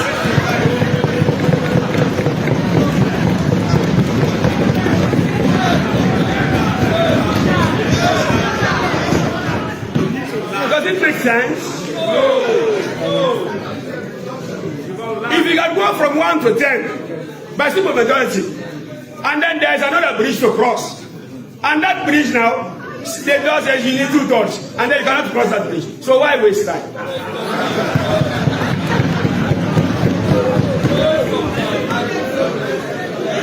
It proves that is not the intention of the drafters at all. At all. Mr. Speaker, the word passed. The word passed. Am I protected, Mr. Speaker?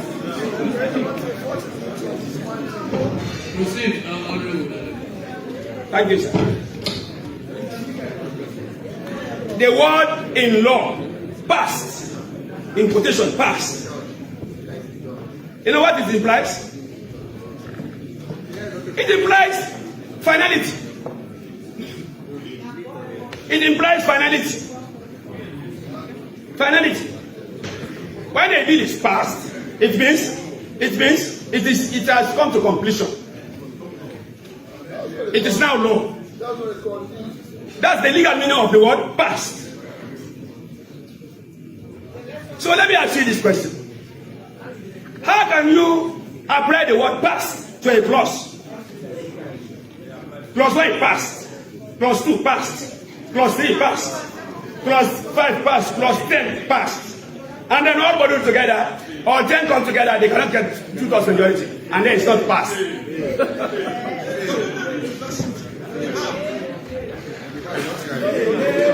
So the word passed in law cannot apply to individual clauses. It cannot. Under section 108, the term in law passed cannot apply to individual clauses. Simple majority cannot apply to them. Because under section 108, they cannot be passed in the absence of 2 thirds. Let me tell you one.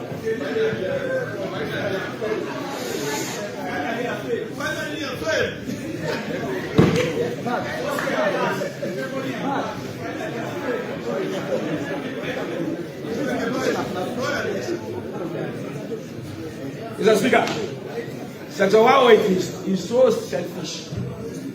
Very selfish. Selfish. I've never seen a selfish clause or a clause more selfish than Section 108. Very selfish. So Section 108 sees itself as so important. I am everything Without me, you cannot live. And everything starts with me. It starts with me. Everything starts with me. Mr. Speaker.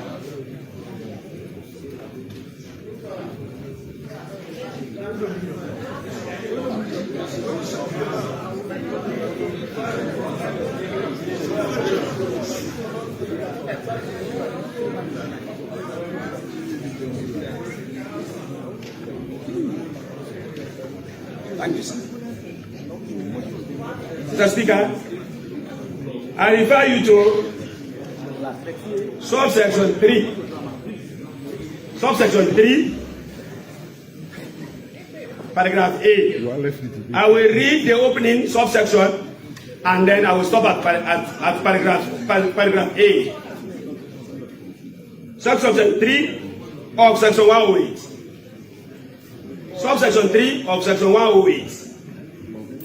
Paragraph A. But I will read subsection 3 for better understanding. Say a bill for an act of parliament enacting a new constitution or altering, remember altering, any of the following provisions of this constitution. That is to say, now I will read it again because I want you to understand.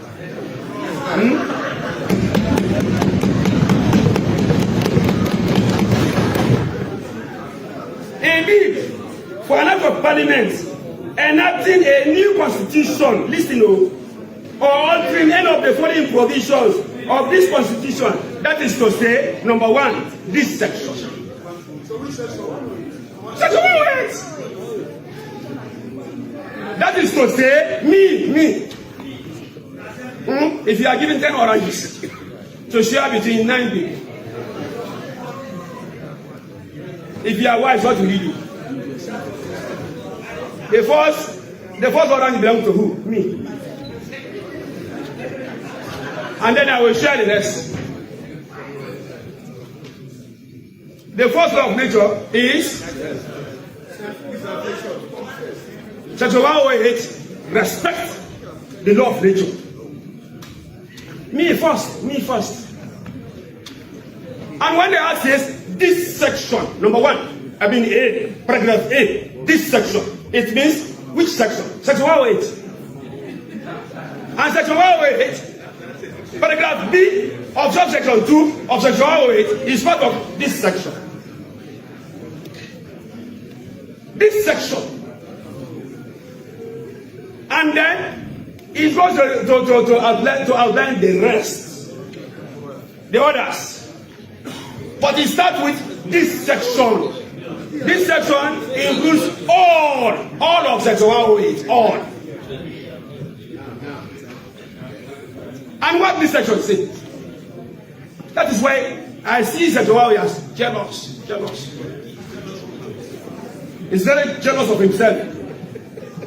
Once section 108 has spoken,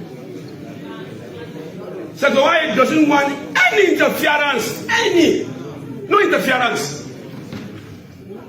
This section now says, in paragraph B, say it is supported at the second and third reading by the vote of not less than 2/3 of members of parliament. That is part of this section. It is not part of the intent clauses with requiring referendum. No, it does not stand there. It doesn't stand. It started with himself first. I'm saying himself because I see Section 108 now as a human figure. Human figure jealous of himself and very selfish, and he will not tolerate anybody to tamper with what I have spoken. This section.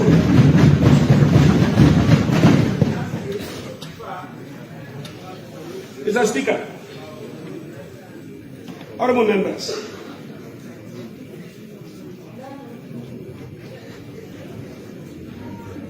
in fact, this is for common sense now.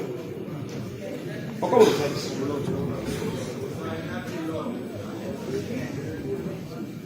Our body is made up of so many parts.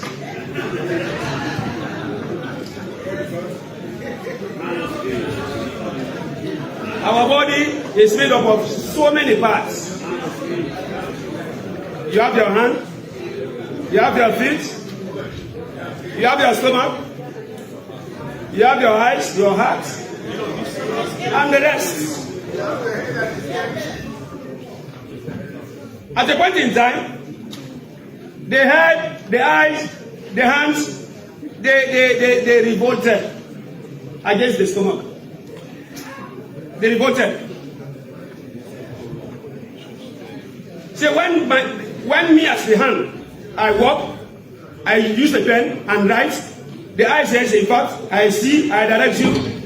The brain will say, in fact, I gave you the idea to modify, to make sure, to make sure it is appealing to your examiner or to your awarding contractor or to Mr. Speaker for approval. At the end of the day, when you get your salary, when you get your money, you buy food, under the stomach, enjoys everything. So they rebel. The hand says, I will no longer work. The eye says, I will no longer see. I will rebel. Mr. Speaker, point of order, please. My colleague, please. Mr. Speaker, Mr. Speaker, I know you are the president of this world. I want all of us to be mindful of the principle of filibuster. I think that is what my colleague is doing. When a filibuster in a legislative process like this is trying to delay the process of coming to an end of a particular process. My colleague has been conjecturing. All right, it's deliberate. You know why I'm allowing debate? It's deliberate. No. Because on this matter, when I rule, my ruling is going to take care of all the other clauses. So that's why I'm allowing debate. Because when I rule, that rule is going to take care of all the other clauses. So it's deliberate, please. Yes, honorable. Mr. Chairman, for the order of this House, I will not permit. For the order of this House, and for your respect, I will not permit. I will go ahead. These parts of the body went on strike for about 4 days. On the 5th day, what happened? On the 5th day, what happened? The eyes became dim, can no longer see. The ear can no longer hear. The hand can no longer walk. The feet can no longer take the body from one place to the other. At the end of the day, they all appeal again. Say, Mr. Soma, please, we are sorry. We are sorry for what we did. We are ready to support you now. And then they supported. In the next 1 hour, the human figure started sweating profusely. And then energy regenerates. What I'm saying here, I'm making this illustration to prove to us that Section 108 is a human figure. You cannot divorce any part of the Constitution as being separate from the other. Touching one is touching all.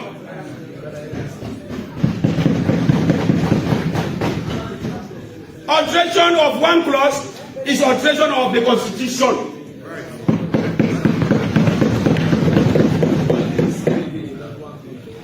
With the alteration of that clause will not only change, but the entire Constitution will no longer be the same. It will change. Mr. Speaker, the legal meaning of text, T-E-X-T. The legal meaning of text. Text includes even a full stop. Even a full stop is a text. And changing a full stop to comma can change the meaning of that particular section. You agree with me? Changing a comma, changing a full stop, removing a full stop, and replacing it with comma can change the intent of the drafters of that Constitution. It can change the overall meaning, will change. Automatic. Even if the students will know that this particular clause does not mean the way it used to be. Based on the change of that text from full stop to comma. Mr. Chairman, honorable members,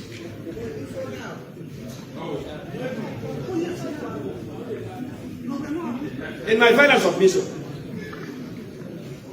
submission, I'll present to this House that the bill before us is a package. The bill before us is a package. What do you mean by the word package? Package is a combination or inclusion or constitution of various segments. Various segments come together and form a package.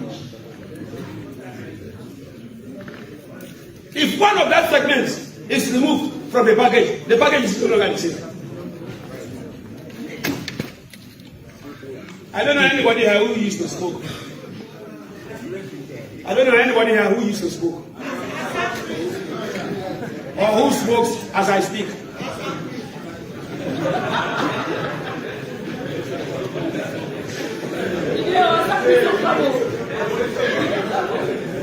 Or for those who used to smoke, or who smoke right now. In my days,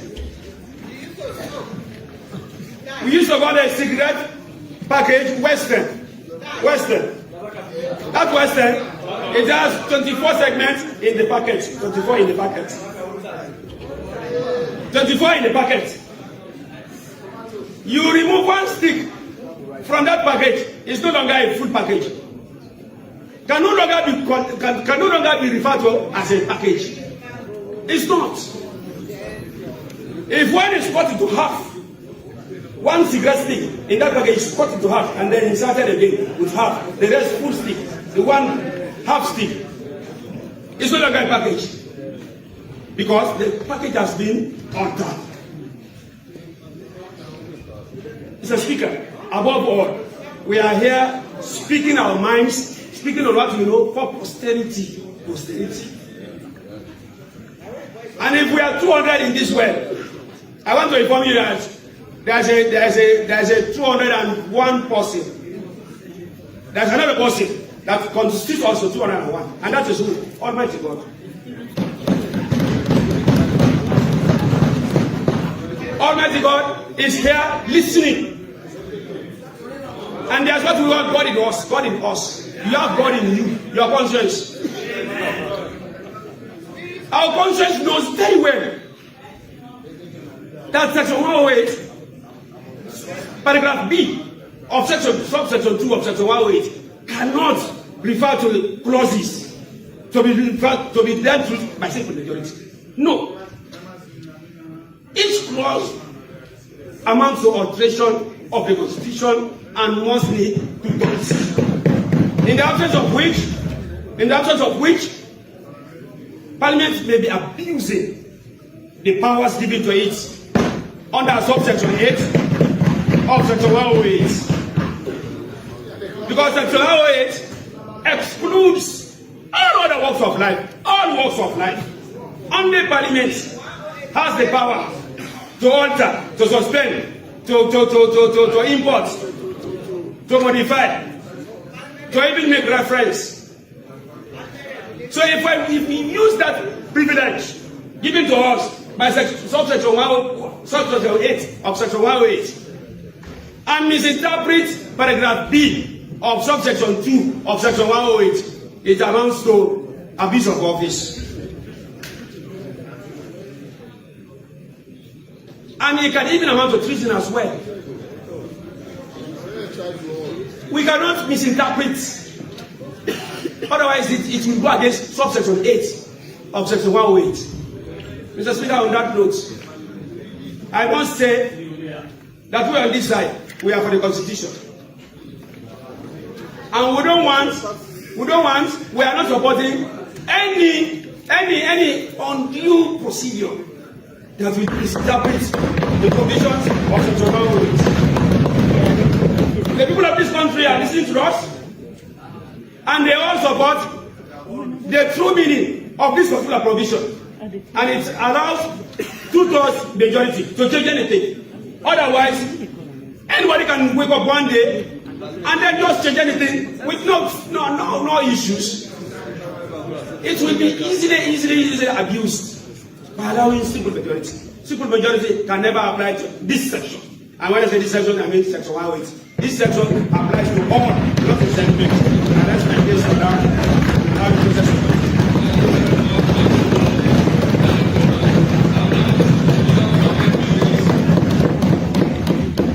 And then give my ruling on this matter. Thank you. I've listened to my colleague on the other side, the Deputy Leader of Government Business. I'm the Deputy Leader of the Opposition, and I'm happy he happens to be a lawyer, and he's a long-winded lawyer. But I'm sure during the course of this process, he has not been paying attention. If he has been paying attention, he will realize and he called. I am not attacking him, I'm just saying, please, you said a lot of things, please, today's not the day, please, today's not the day. Not paying attention is not an insult, it's not an abuse. The honorable Kalemu made some statements, but I said for your respect, let us respect you. You think I cannot respond? Something came in my mind, in fact, that's what stress. But I said for your respect, I will respect you. That is it. It will take it, there's one for us. And then that's my respect for you. Thank you very much, Honorable Nkrumah.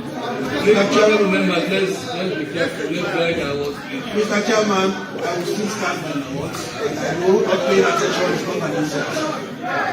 Not paying attention is not being attentive. Period. And this House called that in the course of the passage or the review of this bill, when we discussed section 76, myself and the leader of the opposition, who were against the extension or the enactment of 12 months as the period specified in this constitution for a civil servant or anybody prescribed by this constitution to resign. However, Mr. Chairman, you asked for a vote, and we voted. And in that vote, we were defeated by simple majority, and a ruling was made by Mr. Speaker. Mr. Chairman, I have said this process is bent or depends on the fact that we have to be honest. This is the Constitution. The other document is a proposal, a bill, which is not the Constitution as provided for in Section 108. A proposal before Parliament can never alter this Constitution, whether it is dealt with clause by clause or not in the committee stage. It will never change the intent, spirit, and purpose of this Constitution until it gets to the third reading. Mr. Chairman, how can a proposal be treated, and he has read, and I'm sure he understands subject, verb, agreement, he understands the subject, the predicate, and all. So he should understand the fact that the emphasis on paragraph B and the very subsection 2 of section 108 starts with the word the bill or a bill. How can a simple clause that is not in this Constitution, and is a proposal that is presented before this House, end up as a factor to change this Constitution before it's called in? It's never possible. So the drafters of this Constitution, they knew that the fact is you can do anything at any stage, but at the third reading, before it has the mandate of Parliament as provided for by subsection 1 of section 108, that Parliament may alter it. Before Parliament alter it, it must have the consent of 2/3 of members of Parliament at the third reading before it is passed into law. But how can a proposal at this committee stage form part of the bill? I heard him say that if you take a stick of Western, by the way, those of you who are very young, it's white packet, it has a horse, it has red background. My mother was selling cigarettes.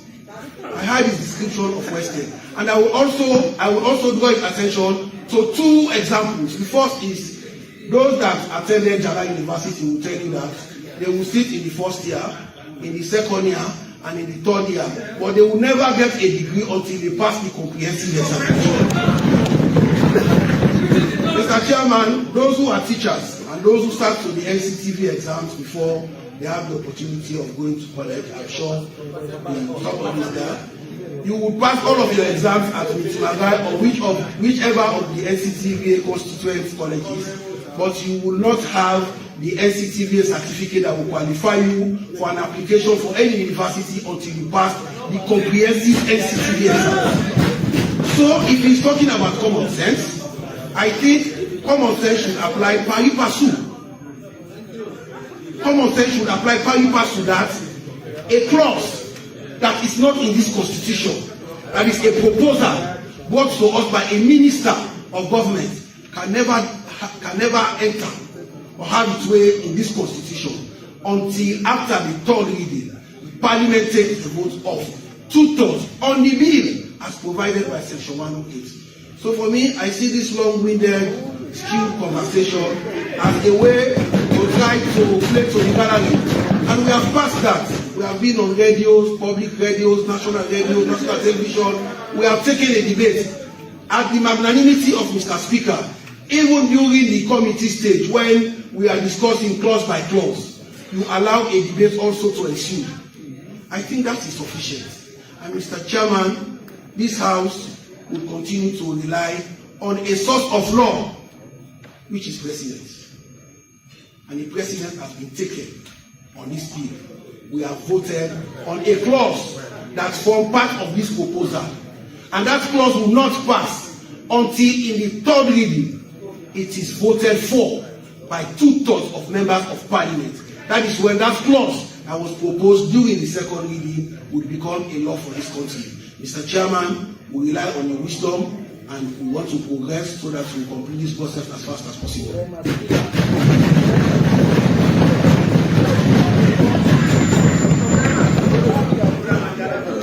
Mr. Speaker, honorable members, I can't really understand this problem. What is before us is a bill. Mr. Speaker, what is actually before us is a bill. For you to pass, I am not going to read the provisions. You know, Mr. Speaker, I guess you read jurisprudence, eh? Jurisprudence, you read that one. It's the logic, the origin, and the underlying theories of the legal systems. That is jurisprudence. I was at private college, I was a law student. It's a very difficult subject. I mean, that's why it's difficult to pass. I know that Mr. Thompson is around, and Dr. Wright. I know they are around. They must be watching us. Oh, Doc is here. Mr. Thompson, you are here. And Ronald Wright will be watching us. The man who used to admire. I did some logic. In composition of a sentence, you have a word. The word constitutes what you call sentence. And sentences, when you constitute them, makes up what you have a clause. And those clauses make up sections. Those sections formulate to have what you call a bill. Simple. So science of philosophy is what you call jurisprudence. Science of philosophy. Science of philosophy. So I'm thinking that the interpretation, going around, merry-go-round, interpreting this, going through this, we are not new. It's not the first time we are amending this constitution. We have done it, simple majority, at the committee stage, clause by clause.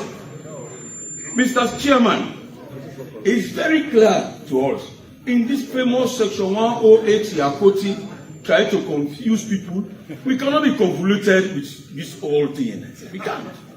We can't allow you to confuse us. As I said, I know where they are coming from. And I see them giving out their back at the end of the ruling. This has to do with the future of this country. Bill is what we have. We are continuing to pass it. We said, for you to pass this one, the bill, it is a bill. The topic is bill. It has to take 2/3. We have done collection of voices in the second reading. We are now at the committee stage. We are now approaching the third stage where you are going to put questions, we do division, and we come now to vote to get 2/3. For clauses, they are explaining. It's 91, simple majority. We have done this times without number, over and over. Sometimes these lectures can be very unpalatable to us. When you merry go around without making a logical conclusion, you have failed jurisprudence. You have failed jurisprudence. Mr. Chairman, for us on this other side, I still sustain our position. People are explaining sincerity of the law. We have to express that one. This 32 we are talking about for the consultations, for this, we want the instant provision to be maintained. That is the provision they agreed in June 17, 2017. That was agreed upon by late Justice Kawan's report, white paper. We have it here. You all know. We have debated over and over. So we are not filibustering here. We just want the people to understand. And what we are doing is not the origin. That's why I said jurisprudence. The origin. It's not coming from us. It's not coming from President Biu. It's coming from the former administration and also the late Pakaba of blessed memory. What we are doing, we want to put finality to this process. So I don't think if you are teaching law subject and simple English, this is written B. And we said, I said, everybody are defined, clauses constitute what you call, put it into sections. Sections, all of these makes up a bill. So we are sanitizing this bill. But when you want to pass it into law, all this issue of alteration, no alteration, for now, it doesn't make a sense. If you don't take the 2/3, it's no law. If you don't take the 2/3, it's no law. So, when we cleanse or sanitize the clause by clause, we are going to put a section to these sections, and you put a final question. That is why, even in the 2/3, you have to claim division. When we are at the second reading, you put the question, and we did collection of voices. No dissenting views. That is 46, and you have claimed 46. It's not a bill. We said clause. If you are talking about a bill, you should have talking about let us vote directly. We cannot underscore the integrity of anybody, but let us make some sense out of our submissions or out of what we have in front of us. So, Mr. Speaker, as Honorable Deputy Speaker said, we don't want people to play to the gallery as if we don't know what we have debated for so long. I will stand here and speak over and over, but we want to put a logical conclusion to this business to make sure that what we have in front of us for now is dealt with simple majority based on passing the particular committee, the clauses we have in form of simple majority. We have stated all the provisions. I repeat myself where I take my seat. 108 says 2/3 for the collection of the bill for second reading and third reading. The bill itself cannot pass if you don't have the 2/3 majority. What we are doing now is the clauses we are amending, and the clauses have to do with 91. This is not the first time. If they doubt it, I also encourage them to invoke SO12 Hansard. I'm not new to these things. We have dealt with them. I'm a member of PPLC Act. We did amend clause by clause of this constitution. Let's go to the answer. That's why we have the records. President, you have amended this constitution in the 4th Parliament using collection of voices, even when people had dissenting view. The man you called to the assembly, with all due respect to him, SVB and Honorable Chairman Manjubadi are all seated here as Deputy Speaker. They passed an amendment. The election of Speaker and Deputy Speaker, a collection of voices. When you mean they had Salimi 79. We don't want to go 79. We don't want to go to the Hansard. But Mr. Speaker, Mr. Chairman, we are watching. What you are putting to the fore of this country is our sincerity of document we have presented to this House. That June 2017, we all accepted to sustain this provision, Section 32.3, that has to do with consultations of appointing electoral commissioners. Thank you, Mr. Chairman. Thank you for your response. Honorable members, I'm going to take my time to explain the reason for my ruling.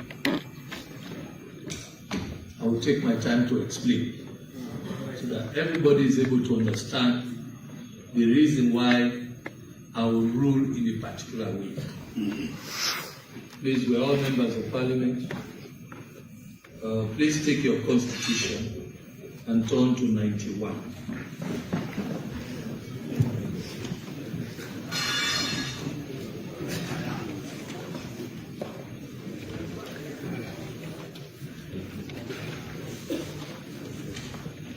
Section 91, subsection 1 reads, honorable members, in fact, this particular section is not even written in serious legalese. It's written in plain language for all of us to understand. There isn't much legalese here.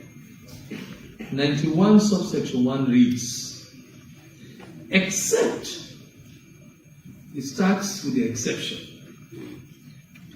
except as otherwise provided in this Constitution, except the Constitution says otherwise, except this Constitution says otherwise, any question proposed for decision in Parliament shall be determined by a majority of the votes of the members present and voting. So everything we do in Parliament, all the decisions we arrive at in Parliament, except this Constitution says otherwise, will be by majority of the members present and voting. Now, because this particular section refers to an exception, I will tell you that there are exceptions in this Constitution. Now turn to section 29, subsection 3.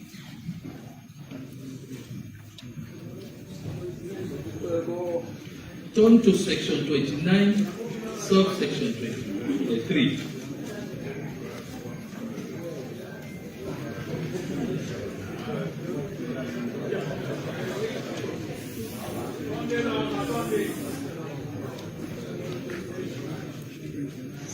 Section 29, subsection 3, particularly B, but I will read the entire section.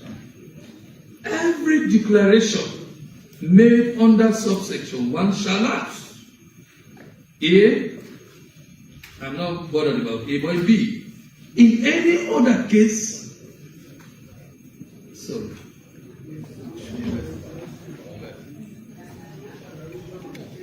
Okay, in any other case, at the expiration of a period of 21 days, beginning with the date of the declaration, unless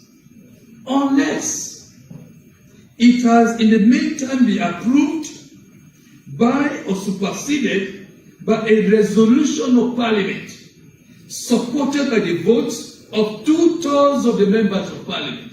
That's one of the exceptions. One of the exceptions. You know, 91 subsection 1 says except. So one of the exceptions referred to in this Constitution is 29 subsection 3B. Now turn to section 119 subsection 9.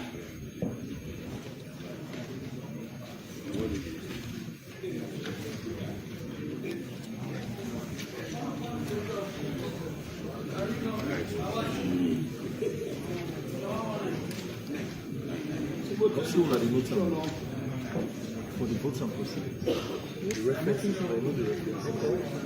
Maybe I know the references. Now, in section 119, subsection 9, honorable members, let me read.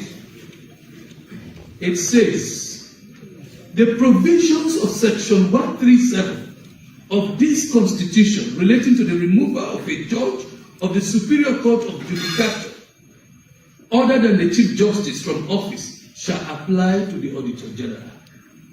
Now, in this 119 subsection 9, reference is made to section 137. Go to section 137.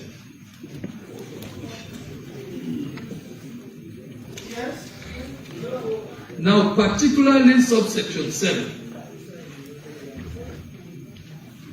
Now, 137 subsection 7 reads, a judge of the Superior Court of Judicature shall be removed from office by the President if the question of his removal from office has been referred to a tribunal appointed under subsection 5, and the tribunal has recommended to the President that he ought to be removed from office. B, if his removal has been approved by a 2/3 majority in Parliament. That is another exception, tied up to section 119, subsection 9. There's another exception, section 137, subsection 10. Go to that provision again. Now, section 137, subsection 10 reads, the Chief Justice shall be removed from office by the President. Now, A says something. B, if his removal has been approved by 2/3 majority in Parliament. I will also refer you to section 173. Go to section 173.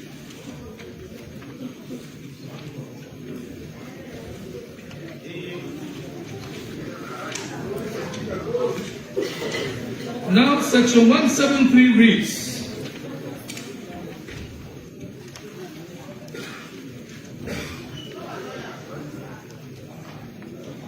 now the provisions, I'll take my time to read, the provisions of any consequential provision act made under this constitution and of any act relating to citizenship shall not be amended, repealed, reenacted, or replaced unless the bill incorporating such an amendment, repeal, reenactment, or replacement is supported at the final vote thereupon by the votes of not less than 2/3 of the members of Parliament.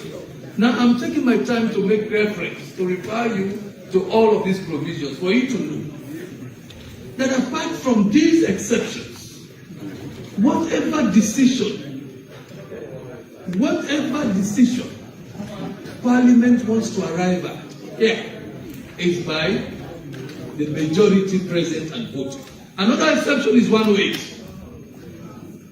Go to 108.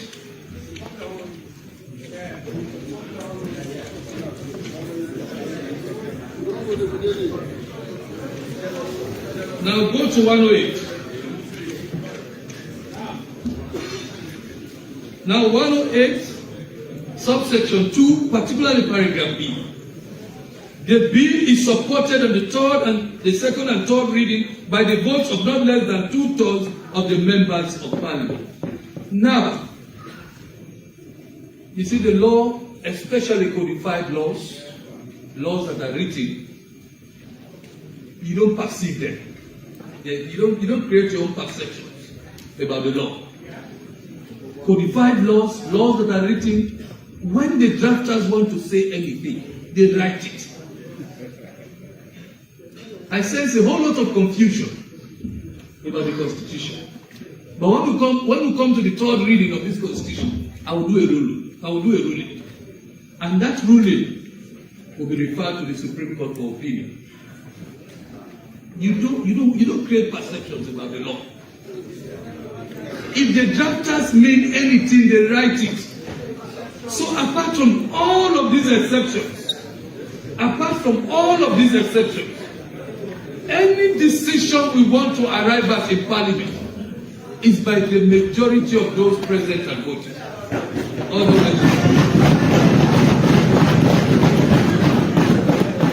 Now, honorable members, that being said, let me also refer you to the fact that this document we have before us, of course, the Deputy Speaker went to a very large extent to speak my mind.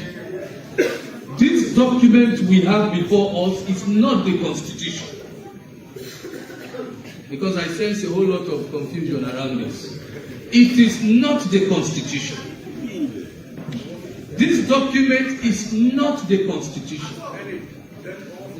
And this document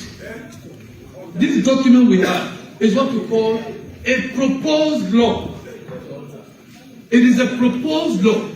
And whatever we do in this document, line by line, clause by clause, does not affect the Constitution in any way. The only time this document is going to affect the Constitution is after it would have passed the third reading. Then all the provisions there come into play automatically.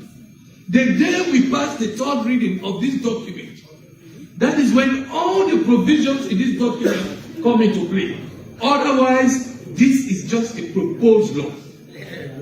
It's just a proposal. This document is just a proposal. You know, the drafters were crafty enough. They were so crafty. They know one important stage of this document is the second reading. Because after the second reading, then you go to looking at the big clause by clause, line by line, paragraph by paragraph. And they know at the third reading, then it becomes law.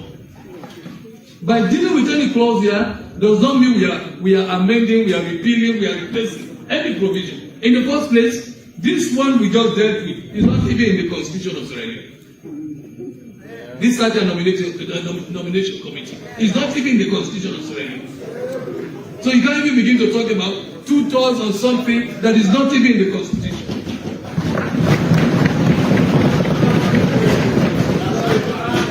In the circumstances, honorable members, I rule that our decision, clause by clause, will be by the majority present and voting.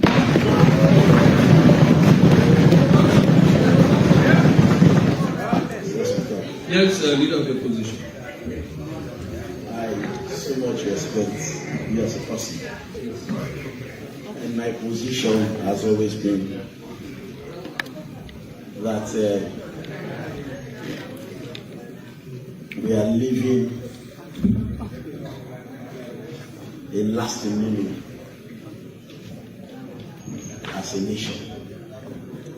This parliament is making the history. And we on this side,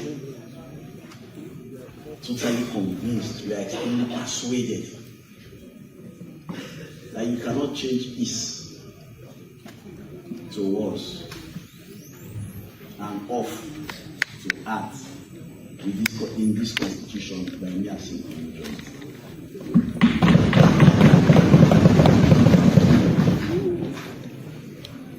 With every respect to your ruling, sir, as stated in SO 42,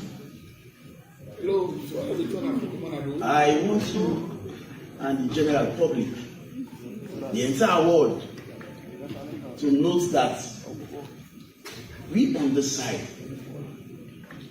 will not be a party to abrogating or going against the standard of amendment.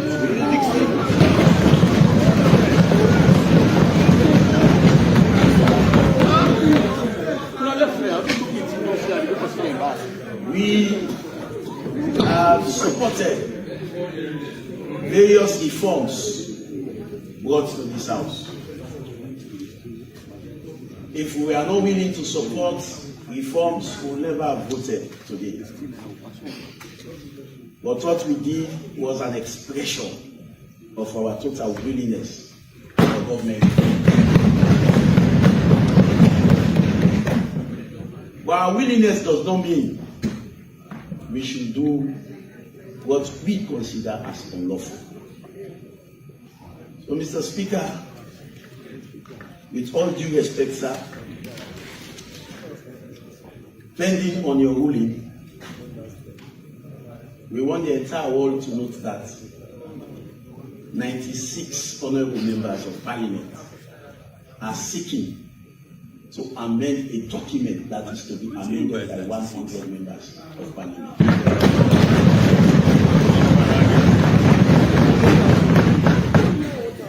So we on this side cannot be a party to that, Mr. Speaker.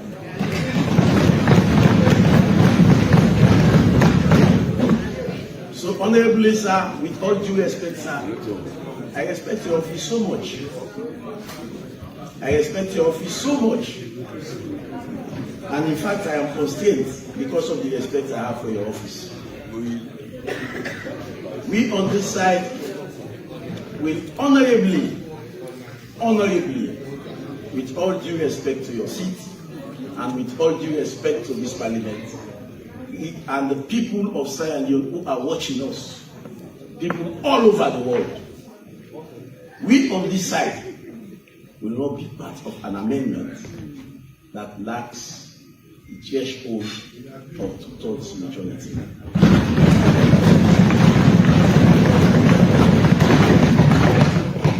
So on that note, we are leaving the ball in your court. 96 members. If you want to touch the constitution, we have the army for posterity. No problem. Posterity will hold you responsible. So on that note, I ask my colleagues on the side that we take a peaceful leave and leave the 96 members.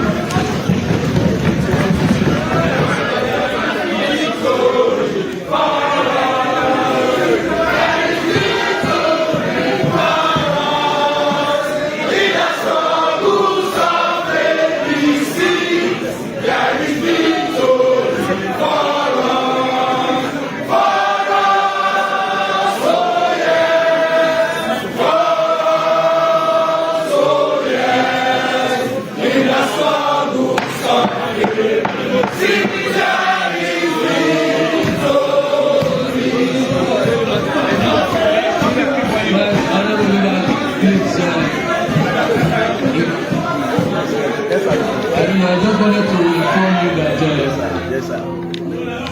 the sitting is being disrupted a little. Yes, sir. At least you. Yes, sir. Yes, thank you. Let's do it. Yes, carry on. Okay. So we are going to start. It's all right.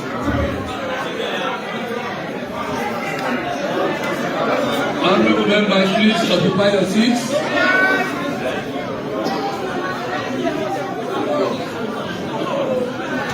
Occupy your seats. I'm going to do a ruling on this subject. And I'll refer the matter to the Supreme Court for the opinion.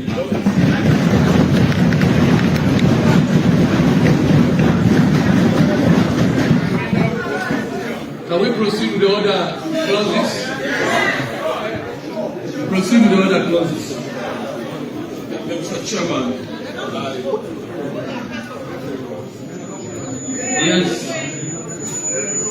Mr. Chairman, so go to the age thing on page 3. Yes, page 3 on the age.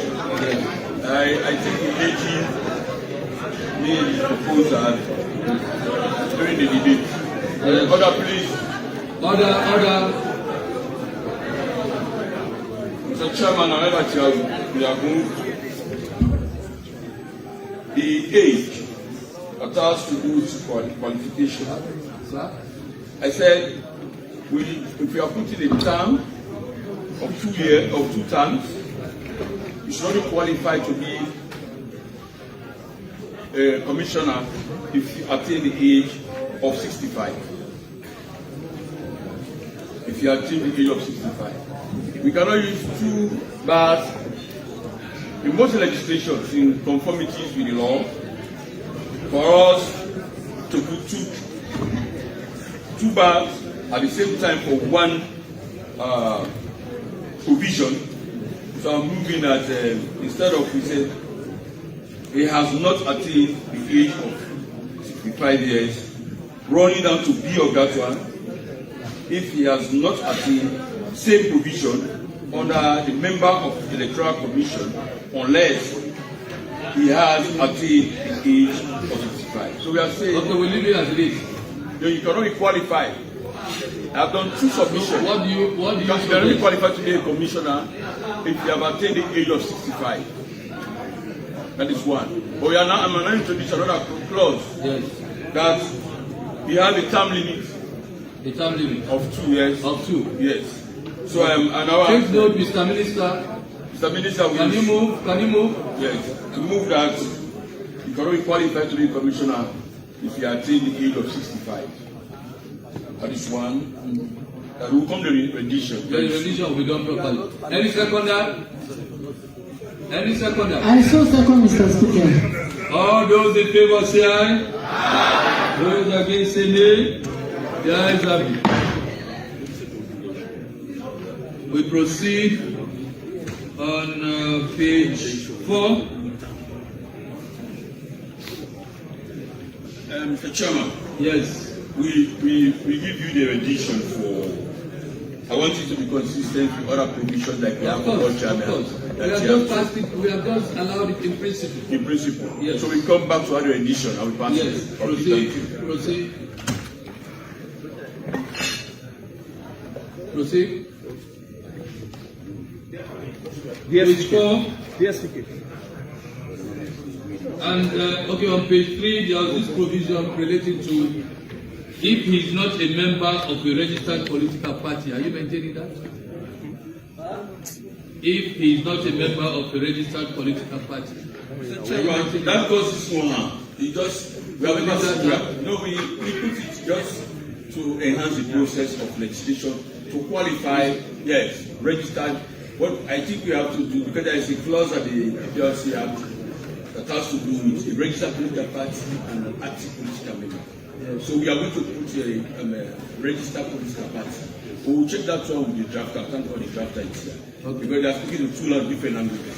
So at a registered political party, I think we consult the drafter. I will come back to that. But definitely we have to state it. Yeah, thank you. Yes, Mr. Minister. Is that correct? Yes, Mr. Speaker, Honorable Members. Yes. Again, whilst I agree, Mr. Chairman, I'll kindly agree with the Honorable Leader of Government Business. Whilst we're looking at that particular rendition, we also consider, because sometimes it's difficult for you to even prove membership, we can talk about engagement in partisan activities. Okay. Is all right. Is that okay, honorable members? Okay. Yes, page 4.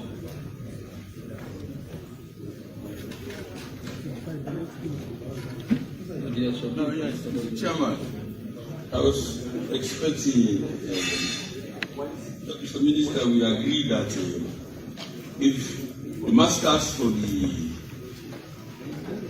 qualification that if you have a postgraduate from a recognized university and has, that is 3, A, Chief Electoral Commissioner, unless he holds a postgraduate degree from a recognized university, 1, woman 2, has a professional qualification and experience in governance and public sector at least, for the Chief Electoral, at least 5 years. Yes, we did that amendment. We did that amendment, yes, right? 10 years. No. Yes. Is it 10? The others are 5. The others are 5. And also for the bachelor degree, when you talk about postgraduate course in the Chief Electoral Commissioner, you can act in that capacity at any time. So why not just say the same qualification for the Electoral Commissioner?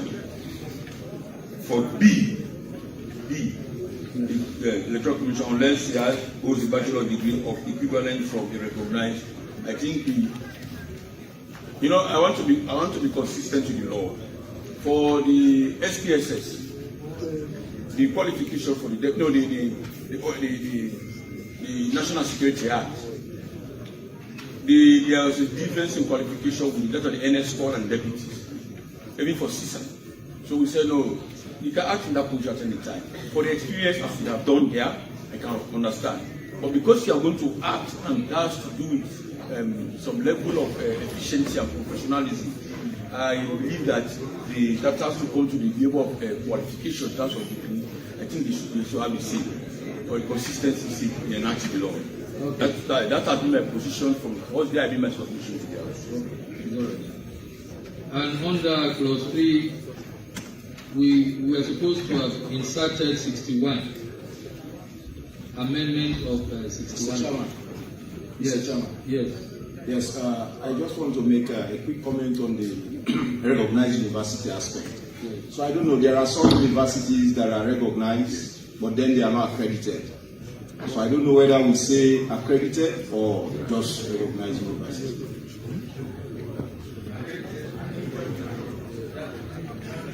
Honorable member, before the chairman comes in, I don't think this is something we have to belabor on because we've had provisions that clearly spells out when it comes to the qualification in terms of how we use that particular aspect when it comes to university. I don't think that will be a problem. Thank you. Honorable members, I think we don't need to engage in further debates. Let's go to the issues as they are. Because I don't think there is much contention right now. We just go to the issues and move. Mr. Chairman, let's be honest. Let's just put this clear. We have legislations for different institutions. They are part of. We have to understand, so we cannot come back to it. Of course. We cannot do the administration of the law. Of course. That is why we have other subsidiary legislations. But there is a reason I asked the minister for 108 in terms of fixed election dates. He made a pronouncement that yes, subsequently, those legislation will be in front of all the PLC Act, the Public Elections Act, and also with the provision for the for regulations. So those things have been taken care of. The University Act are there. Whether you are accredited, there's a whole lot of criteria you have to go through for it to be recognized as whether you recognize university or not. What we are interested in, when we are doing our vetting, we now ask the relevant institution to prove to us whether you're coming from a recognized university or whether it's not no more university together. So those things can be there. Thank you.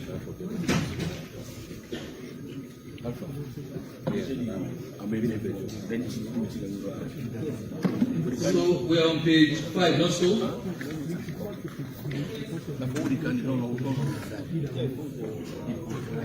All right, okay, I can't. Yeah, of course, that one goes through. The rendition will now be done. As long as we've agreed in principle. Page 4, page 5. Well, in page 4, the other day, we discussed the issue of staggering when it comes to appointments. But the essence of that was not to allow the appointments to commence at the same time, to ensure institution. We agree. Yes, but what's not clear, I think the terms. It came up. Yes. A commissioner shall serve a full term of 5 years from the date of appointment, irrespective of the remaining terms of other commission. That's the end of it. There's nowhere that talks about even reappointment. It's only a term of 5 years. Exactly.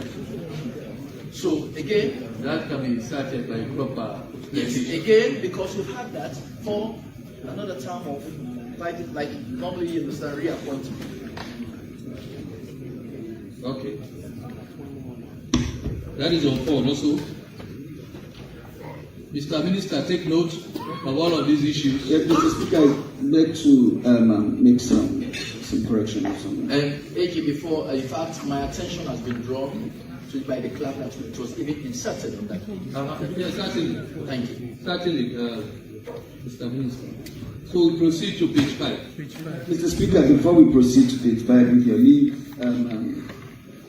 because of the modifications that have been made,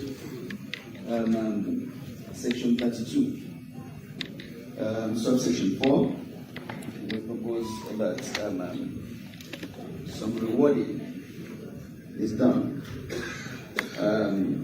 especially relating to the age of 65 years. And what I've gathered from honorable members, the intent is that if someone has attained the age of 65, then that person is not qualified to be appointed. Emphasis on the word appointed, Chief Electoral Commissioner. However, based on the submission that has been made and as approved by members of Parliament, if someone is already appointed for a term, and then in the course of that term, that person turns 65, he would still continue to hold that office until he or she finishes that term. Because the reading of it now, B, says a person shall not be qualified, B, to hold office as a member of the Electoral Commission, if he is a minister, deputy minister, member of parliament, or a public officer, or if he has attained the age of 65 years. So which means if under the current law, if you turn 65 while serving on the commission, you cease to qualify immediately. So the proposal will be for subsection 4 of section 32 to read, a person shall not be qualified for appointment as a member of the Electoral Commission, A, if he is not qualified to be elected as a member of Parliament, and B, if he is a minister, deputy minister, a member of Parliament, a public officer, or if he has attained the age of 65. So that way, that restriction, when you're 65, applies to appointment, not service. That would be the amendment. Mr. Justice. Yes, Mr. Chairman. So in that case, the issue of reappointment for such a person is null and void.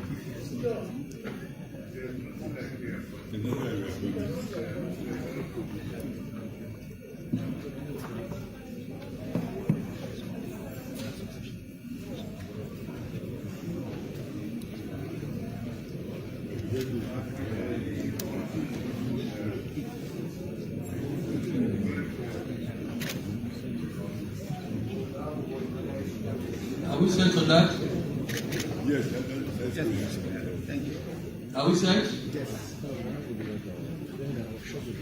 Mr. Minister. Yes, Mr. Speaker, we have taken note of the correction. We just wanted to provide a clarification. Okay, sorry. Yes, so we move on to page 5 also. Page 5. I think in page 5 it's the subsection 2 was where we stop a bit, which of course I strongly believe in. On page 5? No, we don't have 2 on page 5.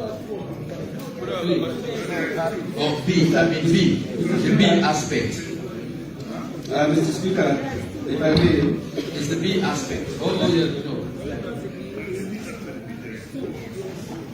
Mr. Chairman. Exactly. Yes. Yes. So it's Yes. Yes. Thank you. And under clause 3, I think we changed 2 to 1. Yes. We changed 2 to 1 instead of subsection 2. I think under the proviso we did an amendment by the insertion of 61 or 61 or something like that.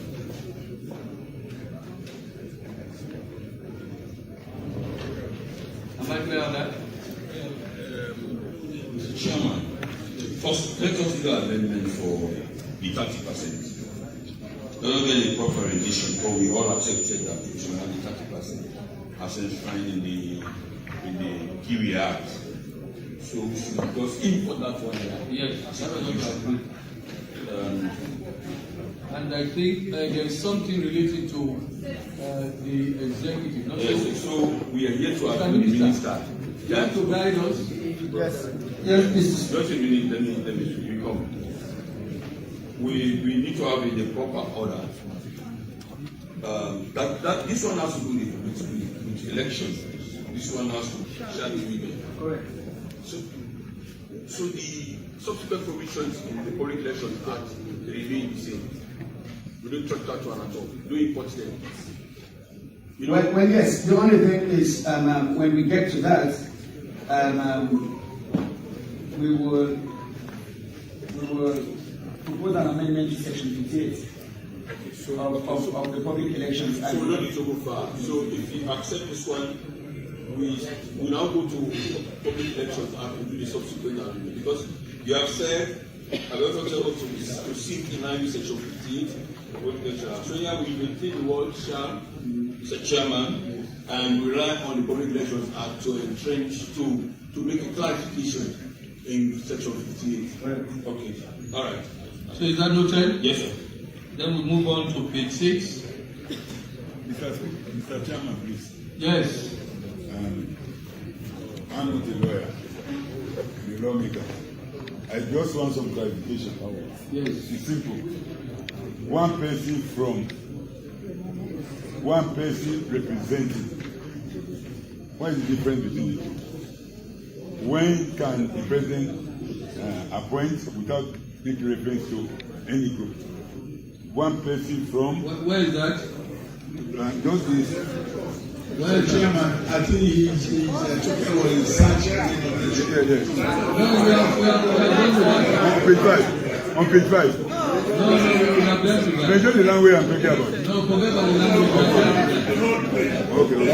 Thank you. There is no way I intend to do a job, sir. But again, there are certain areas where they agreed on, so you understand, no need to be open. Just like we draw our attention to the areas where we stop pins, and those areas have been highlighted. Yes, page 6. Mr. Chairman, Mr. Chairman, sorry, sir. I beg to differ. Those questions are not. Those questions were agreed on principles. So what we need to do for the edification of the public, we have brought in all of those provisions. We seemingly agree. But it's also force of law. So we have to state it. Yes. Especially I worked out that we agree on those provisions, on principles. So what you are doing now, we are taking our time to go close like you stop keeping on them. Yes. So I'm now saying we have dealt with all of them that all we of them. 61. Yes. Making term limit for electoral commissioner. And what you are proposing that we say attend it because we say you cannot put too back. The qualification should be the same. And the year of 10 years and 5 years. I remember yes. We agree on those things. Exactly. Right? So we have to go over it so that people can understand. We agree on them. Of course. So page 5 to 6. Page 5 to 6. Page 5 to 6. There is an area, the top part of that's section 4. The A and B, there we stock pins. The C and D that had to do with the census, we are finding out. So it was the A and B aspect that we are going to look at, because we're talking about the aging as well, talking about moving the constituencies in such a relation aspect. The A and B, those are the areas that we stock pin on. So are we okay now? Because there's no more contention. You don't have much contention. So are you okay with that? Leader of government business? Yeah. Yes. So those provisions stay? Okay. Mr. Minister, the provisions stay, not so? Yes. Yes. Page 6, page 7. We deleted the independent candidate, not so? Yes. And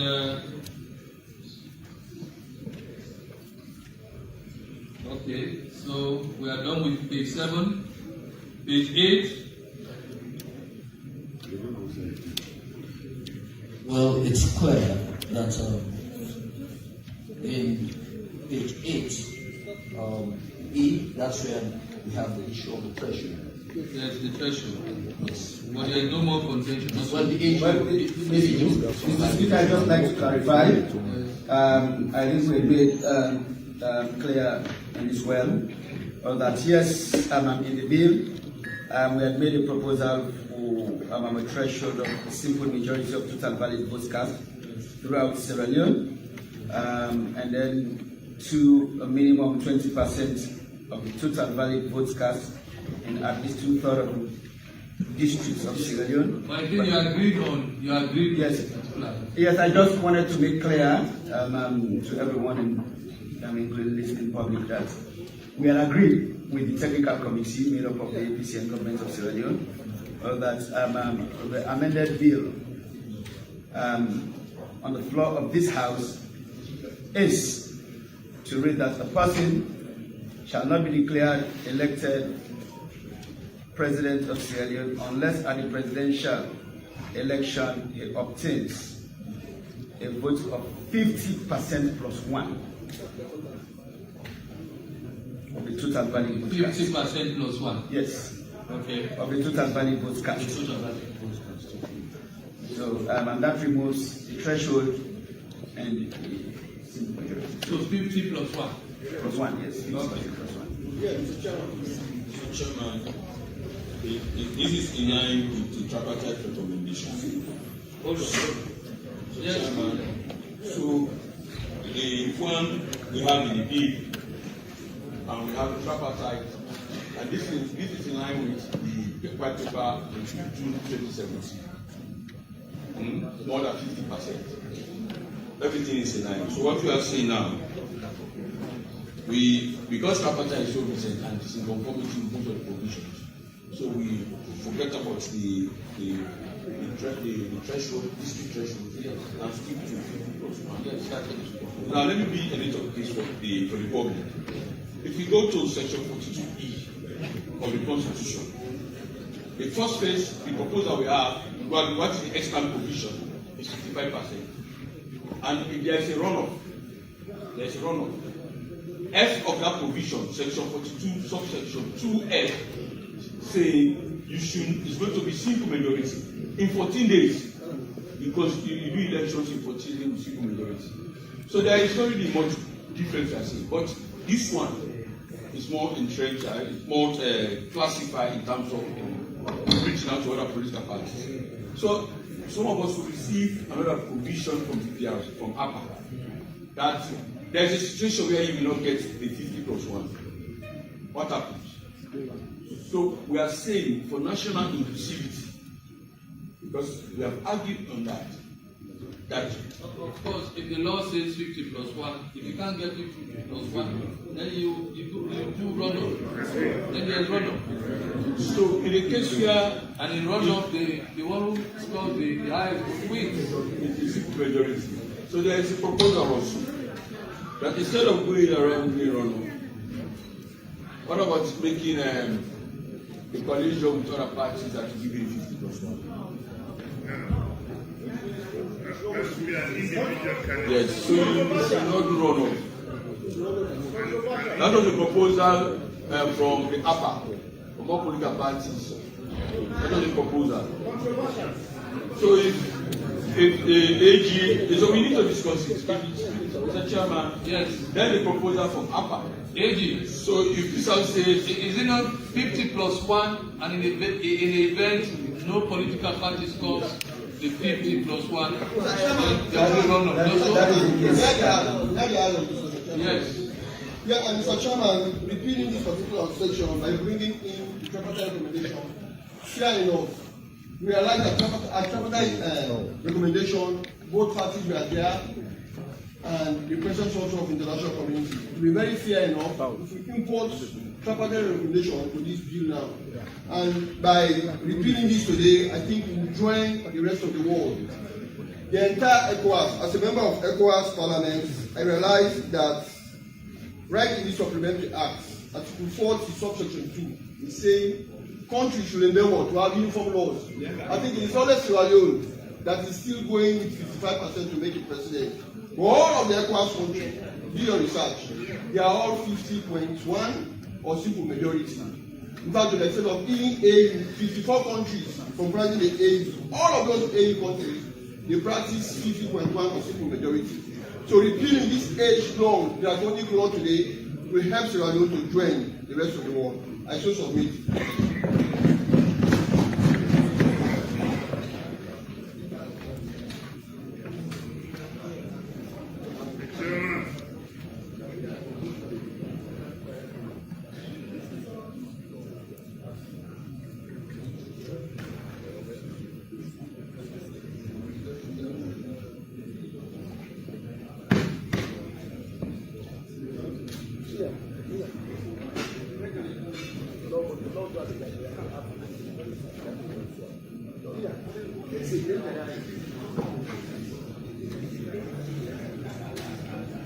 Yes, proceed.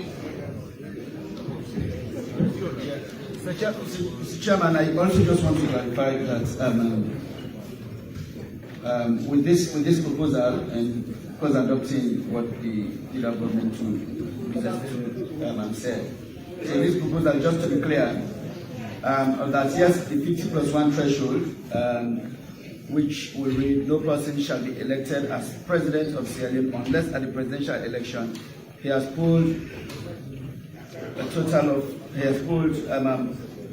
50 plus a minimum, not less than 50% plus 1 of the valid votes in his favor.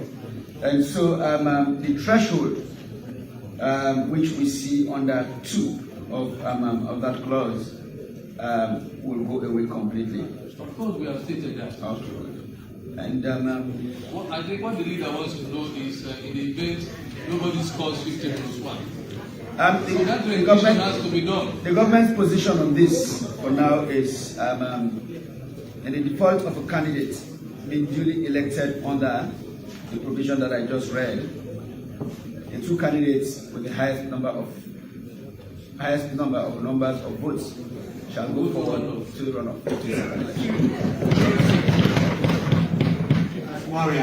All those in favor say aye. Aye. Those against say nay. Proceed. Page 9.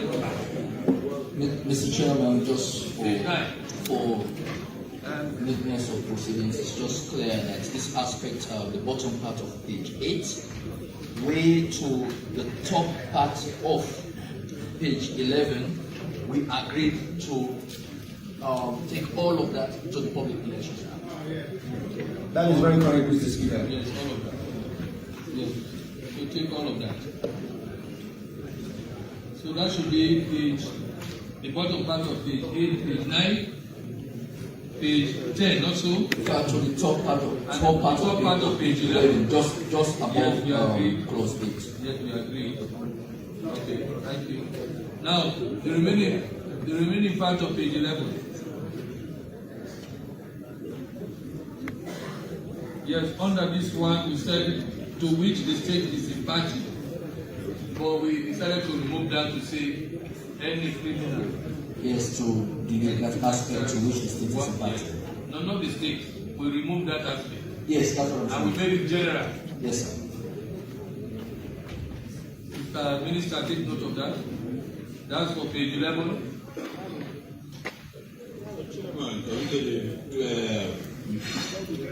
The text of this one that you're seeing. We said in 43, in the event that the presidential candidate is standing trial on a criminal charge, you delete to which the state is a party. Delete that one, to which the state is a party. On a criminal charge 1 year prior to the election. So we just delete that. So it becomes general, whether private or state prosecution. So we have to set trial be suspended. Yes. After. Yes, after. 1 year after. That's for page 11. Page 12. Mr. Chairman. Yes. Yeah, just a clarification. So this goes for purely national candidate, not their government. Of course. Fine. Yes, page 12. Page 12, remember the top part of page 12, which has to be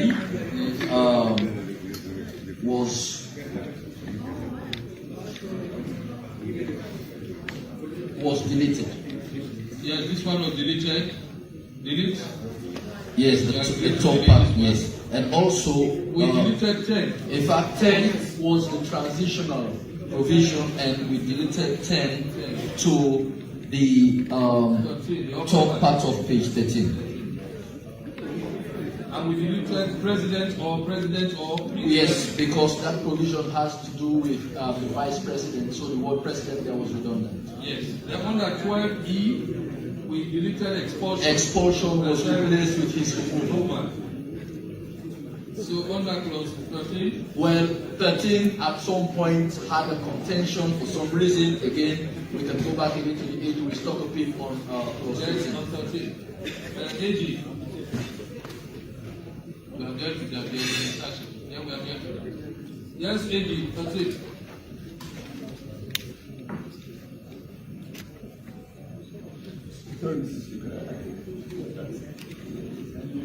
Can you please go over that? Can you please go over that? Well, I was saying. There was contention in the proportional representation. Yes, that was plus 13. That was the only area where we stuck a pin. Yes. The other areas had to do with the removal of the vice president, but the president was inserted and we deleted president. Yes, we deleted. Yeah, yes, no, we are on clause 13. So yes, I'm just taking it through. Yes, Speaker. Yes, we keep the proposal to amend Section 74 of the Constitution to read B. Such number of members of Parliament as Parliament may prescribe who, subject to this Constitution, shall be elected through a system of proportional representation. And then we have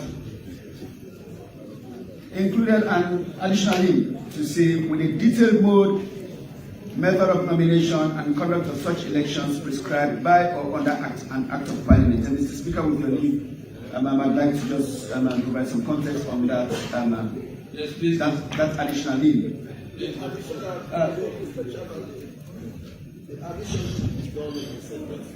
Yeah, that is what. But that is what. Well, of course. So then, what do you need to explain now? You are going to bring that. What do you need to explain? So I'm just trying to provide. So of course we want to keep the link of that.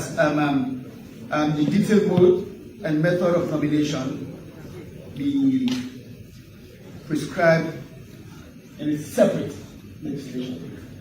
I think we're on the same page on that. I just wanted to say, if required, I'm happy to provide context on why we recommend that. But if members of Parliament, already have the context that such prescription will be made in a separate law, and we will have a conversation on such proposals. We are happy to lead the conversation on that. Yes. So on page 14, page 15. Mr. Chairman, on page 14. Yes. We struck a smaller pin. Where? In the sense that we had to agree on the safeguards. Yes, the safeguards. Have you done the rendition for the safeguards? Well, to some point. Yes. Because read them out. One, with regards, we have to agree on something because it will affect changes in some other areas, which we have to look at. I'm going to at some point, we'll have to revisit 41. We'll have to revisit 54 because 41 the qualification for president, 54 the qualification for president. Also on that particular aspect, then 56 to 60 ministers, then 75 to 77 members of parliament, and then to some extent, even if possible, the Citizenship Act was to be to form and consequential. So now we're going to settle with something because it's going to be clear that certain positions, which were already clear on that day, the president, the vice president, the speaker, the chief justice, those areas are prevented from that particular change. So let me read something as part of the safeguards. A person who is a dual citizen shall have been ordinary resident in Sierra Leone for a period of not less than 24 months, immediately preceding the date of nomination or appointment. Other safeguards, we talk about NACET. And then also on that day, I also raised the issue of disclosure of all foreign citizenship. It was very important because if we consider here as a dual citizen, we must know the other nationality which we held. Again, of course, disclose any foreign public office. I hope Mr. AG, you are taking note. And Mr. Thompson is here also. Take note of all of those issues. Yes, Mr. Speaker, we did take note of all of those, and I think we are on the same page. Yeah, do a proper rendition to reflect that. And Mr. Chairman. Yes. As we have reviewed that, he made a lot of proposals that were making it confusing. Oh. The chairman. Yeah. So I was thinking I should agree not a new edition, putting in place like the layout, put a think of money. Take another category. It has to do with whether we are proposing chief immigration. You can use a legalese. Instead of having those, you can use a legalese to reflect the position in all of those sections to refer to. Notwithstanding what is in that. So just like that. Chairman, you have to be very careful in dealing with this. Don't forget that there are other discussions. Yes. And this one we have to maintain. We should be here, especially with voluntary life. We have to maintain that law to justify why it cannot be chief officer, why it cannot be general.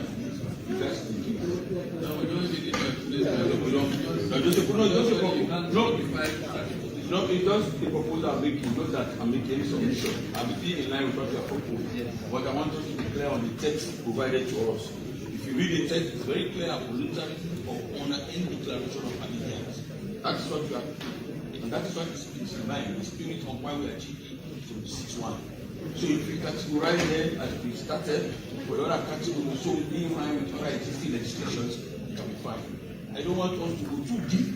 At the end of the day, if you're talking about to be a association for voluntary, you want to be minister, you have to go and make another amendment in 56. You know that very well, Mr. Minister. Oh yes, I'm drawing attention. You have to make one amendment in 56. So you have to accept it, we have to have the revision, and we go back for 56. Because you cannot be a member of parliament, you member of parliament, you cannot be a minister. So we are making exceptions, we have to go for 56. If we want our brothers in the diaspora to be part of us, we have to be there, we have to be careful, we need both sides of the eye. What I mean, we have agreed in principle on all of these issues. But it is now for the draftsman to go proper revision. But I have you talking about what you told us. You told us too much in this one, like on any, and it was making too noisy for us to put those things in the constitution. What I'm just saying, which you have been in principle, that let us go back and look at them and all agree, because this is not about us. This is about our own family members who are abroad, what has happened, because as a son of our family. So what she said that we now look at the legislation, we have with other legislation, so we cannot mix them up. So that when we come, we now them properly, because it's going to the constitution. So that is it. Okay, thank you. Yes. All those in favor say aye. Those against say nay. The ayes have it. Rendition be done. Clarification, Mr. Chairman. Yes, the rendition is going to be done. But I just want again to make it clear that I mentioned the population. Any others could fall into some of the legislation. I list them all. So let's really be clear on that particular aspect. So what we have agreed, we need to do rendition, make sure I see. Yes, again, do rendition and bring it. Let me see. Why I'm going over this again? I mentioned the position, the president, the vice president, the speaker, the chief justice. The day I made the submission, there were some other positions, but again, the House never accepted Mr. Sokoto. But we have to bring, because I raised a point about the Inspector General of Police, the Chief of Defense Staff, and many more. So let's be clear that day I made a submission, it wasn't accepted. Of course. So we have to provide safeguards. We are talking about 24 months. This is the position that was accepted. It was an accepted.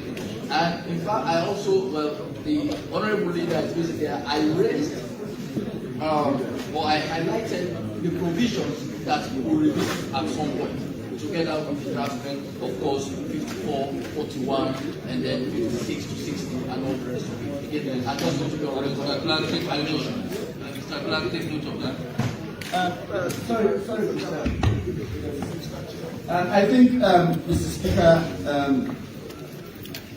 honorable members, I think for government in the submission last week, unfortunately, I left the piece of paper where we had proposed the rendition. for Section 76. Look through my file, it's not here.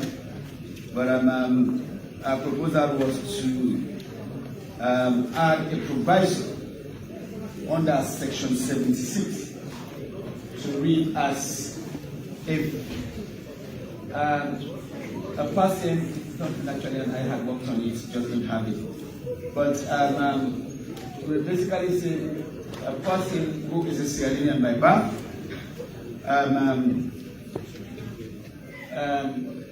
but holds the citizenship of another country, we put it in the context of the negative. It shall not be qualified to run for election as member of parliament unless that person has paid local taxes to the community for 5 years preceding their candidacy for such an election, and that person has been physically resident in Sierra Leone for a period not less than 24 months. And then we provided additional language to say that such a person shall not be qualified to hold office of president, vice president, speaker of parliament, and chief justice, because these are all positions in line with the presidency. Any of these persons can act as president at any time. But for the other positions that were suggested, I think, Mr. Speaker, honorable members, I laid out with concrete examples why we would design ourselves in ways that will affect us in the future if we attempt to extend such a restriction to other positions, including Chief of Defense Staff, Inspector General of Police, noting, as I said, that we have had foreign nationals holding offices before, or that Sierra Leone national has served as Chief Justice in another country before, or in that country, and their constitution doesn't provide for being in line to act as president. And then, of course, other examples about Governor of the Bank of Sierra Leone provided an example of the current Prime Minister of Canada, who was the Governor of the Bank of England, etc., etc. So, noting that Sierra Leoneans by birth who will hold citizenship of other countries, but might have significant contributions to make to various sectors, and at a particular time when they might be the best fit to serve in these positions. Our submission, Mr. Speaker, honorable members, is that we should not restrict ourselves too much. But for government, we are very happy keeping these restrictions to the positions that we have highlighted, which is one, such a person will not hold the office of President, Vice President, Speaker, and Chief Justice. That is the submissions.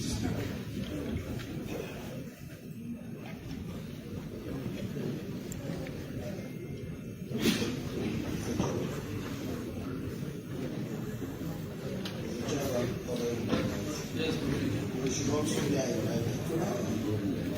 We are needed for to allow all of us to serve as Speaker, and there's no way we are going to make the law to drive members of Parliament to become Speaker. Because, for instance, not members of Parliament, who are citizens. No, the fact that the person is qualified to be a member of Parliament, they should be qualified to be happy. It's like saying a dual citizen can become the president. It's like, why are we allowed? Do you accept that? If they are members of Parliament. Hold on, do you accept a dual citizen to become the president? No, he is not a dual citizen because he is a member of Parliament. We are also saying that we are also now stating that members of Parliament, we should have two categories of members of Parliament. We have people who are dual citizens and people who are not. And it's the next section 78 of the Constitution. It said that members to be qualified speaker. So you are against it? Yes. So if you are a member of Parliament, you should be qualified to be elected as a speaker. Let me understand something. So you are against dual citizens? No, we are not. I am against the decision that members of parliament who are dual citizens should not serve as speaker. If they are qualified to be members of parliament, they should be qualified to be elected as speaker. They should be Mr. Chairman, the only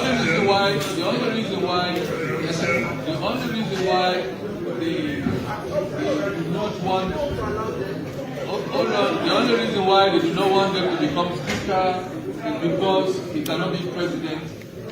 He cannot be president. And the speaker acts as president. That's the only reason. The speaker normally acts as president. The Chief Justice normally acts as president. As a matter of fact, I've acted as president almost 7 times. You cannot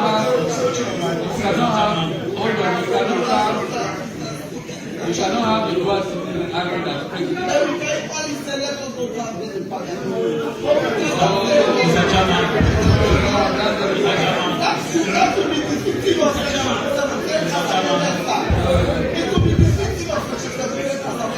So what do you say? If you are coming from outside parliament, you should have served parliament for 2 terms. And if you are coming from within parliament, you should have served parliament for 1 term. If we don't state that as a member of parliament, you are not qualified to be elected as speaker because you have a dual citizen, how did you come to parliament? Your presence as a member of parliament qualifies you to be elected.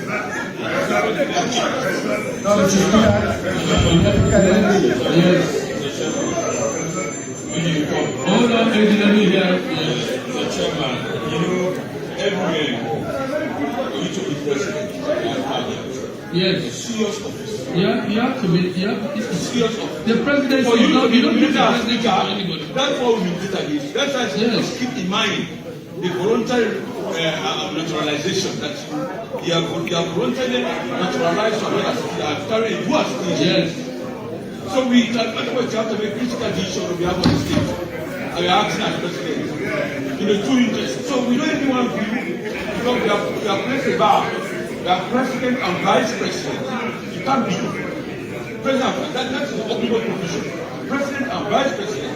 So we don't even want to act as president in that capacity.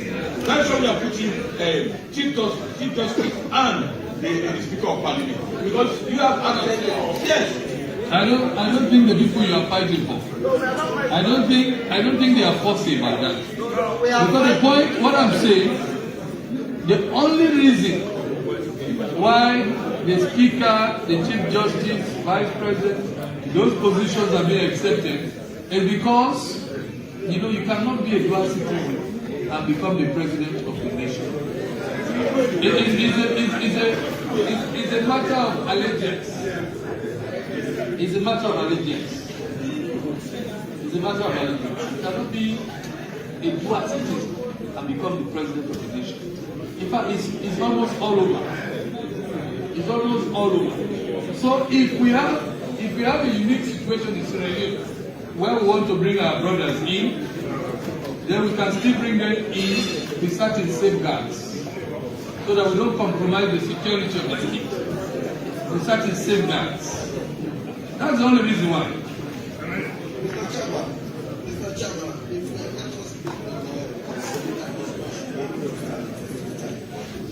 Mr. Chairman, the position of a minister of a state, not a sensitive position, a very serious position. If we have allowed persons who have dual citizens to serve in that position as ministers, to serve positions as members of parliament, leaders of government business, how can we now say we don't allow them to serve as speakers? Don't forget, ministers negotiate contracts on behalf of the state. They come into agreement on behalf of the state. So if we want to allow them to serve, it is like consequence of the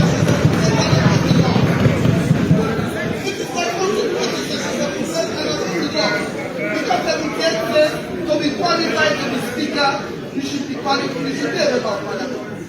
How can you have a member of parliament and you not begin to draw the line between, oh, you are just MP, you know, to just MP, you don't qualify. If you are qualified to be a member of parliament, you should be qualified to sit in that place. Hold on. You cannot share. It's okay. Yes. We have this here, God voluntarily giving his allegiance to be president. We have this here to the world. There's no legal contract. Nowhere in the world. We don't make ourselves funny. We are making this presentation funny. And you say you are American citizen or you are a citizen of Ghana, not to be a citizen of Australia. You are acting as a president. You are acting as a president. So, if there is submission, we continue to put restrictions on 76. This is an exception. The other places, you cannot even be in America. You cannot even be a member of the police force. When you are dual citizens, you cannot even be a member of the police force. So they are bad. This is complete bad. That you cannot be president and vice president. The reason why they are bringing chief justice and the speaker because they are acting in that capacity. Let me be realistic. These are exceptional clauses. You have ruled. You have not an hour ago. Exceptional clauses. We are not making it 76. So they accept. Yes, you can be a member of parliament, but it's either the domain of parliament and the president. Yes, so if you want to be speaker, you go and relinquish your speaker. If you want to become speaker, then you go and relinquish.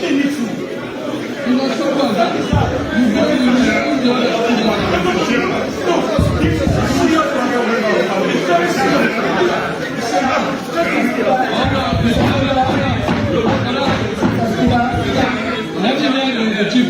Yes, I think I've been a minister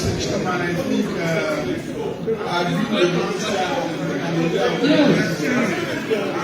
They are showing a bar. They can come to parliament and have classification. But you cannot try to become a speaker. The speaker. If you want to become speaker, you will not put your citizen long as a council. Yes. The people will still the flex. As long as there is a law, yes, you can come to parliament. You cannot try to be speaker.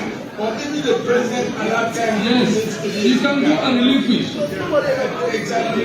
That's why the second thing, Mr. Speaker, when I'm going to talk about having a local tax for 5 years, as I'm talking to you now, my daughter is in America.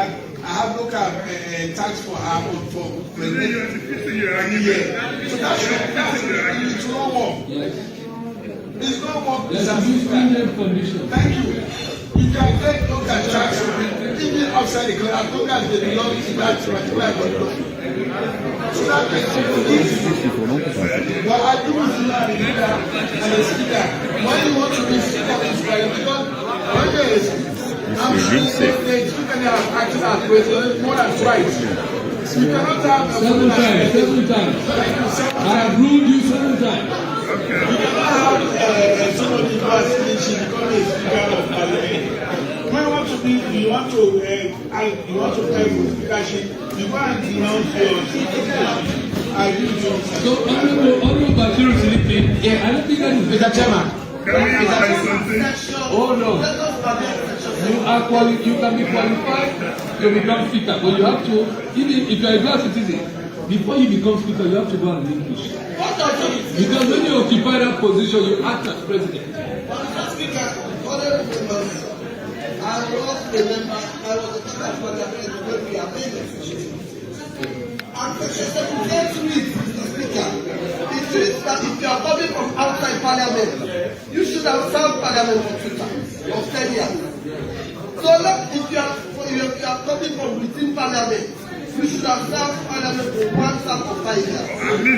As a member of Parliament who have served Parliament for 1 term, or if coming from outside who have served for 2 terms, it is better we say let us go back and make Section 878 amended.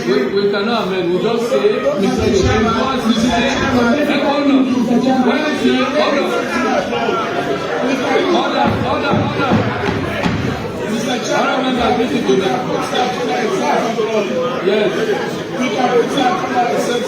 Yes. Okay. Minister, let me hear you. Minister, hold on, please. Let me hear Minister. Mr. Speaker, honorable members, so the restriction, if you hold... Sergeant, I told you to close the door, not so? That's a simple directive. Close the door. Only members of parliament are allowed to go out and come in. Carry on. So the restriction, just to be clear, if you are a Sierra Leonean by birth, but hold the citizenship of another country, the restriction is actually for the presidency. So, which means you are getting the right to participate in the politics of the country, but noting that you have a restriction to occupy the presidency. No, please. You have a restriction to act, to occupy the presidency. If you want to occupy the position of president, then you relinquish that additional nationality. Now, the reason why these other positions are coming into play is simply because these persons could act as president at any time. And so it is to ensure that if someone who is a Sierra Leonean by birth but holds the citizenship of another country gets into the political space, we ensure that that person does not act in the position of president. That is the only reason why Chief Justice and Speaker are coming in. Now, we do not need to amend Section 78 because while Section 78 there are very clearly persons who could be elected as Speaker, the restriction in 76 will apply if that individual wants to become Speaker. That is what this will mean. So we don't need to amend 76 because there is already a restriction in 76 which will apply to President, which will apply to Vice President, which will apply to Speaker, and which will apply to Chief Justice. That is what this will mean. Thank you, Mr. Speaker. That's for page. Please, honorable members, I would rather want the leader of government business and the chairman legislative committee or the leaders to take the lead because you debated, all of you debated. Because now I don't want to open this thing to a debate. Yes, sir, Mr. Chairman. On this particular, what do you want to say on this matter? No, Mr. Chairman. We have heard this. Mr. Chairman. Yes. A different one. Yes. On this particular. Yes, sir. No, Mr. Chairman, I had the visit of the minister. The last time, one of the safeguards was about the contribution for the national security for the period of course. Yes, but when the new edition was pronounced, I didn't hear that. No, that's what should be included. Yeah. So it's still part of the of course. Okay. Yes, Honorable Bakari. 1 minute. I think we are gradually getting entangled in this whole issue. So I am proposing that the best way to get ourselves out of we are now is that maybe we maintain the extant law. So how could you discriminate against someone who has been an MP maybe for 2 terms and they are moving to the position of there is no discrimination. It's not a condition. There is no discrimination. You are free to become, but you have to report to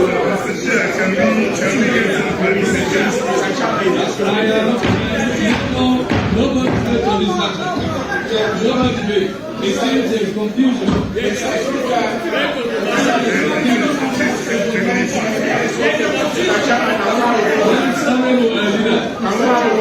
Hold on.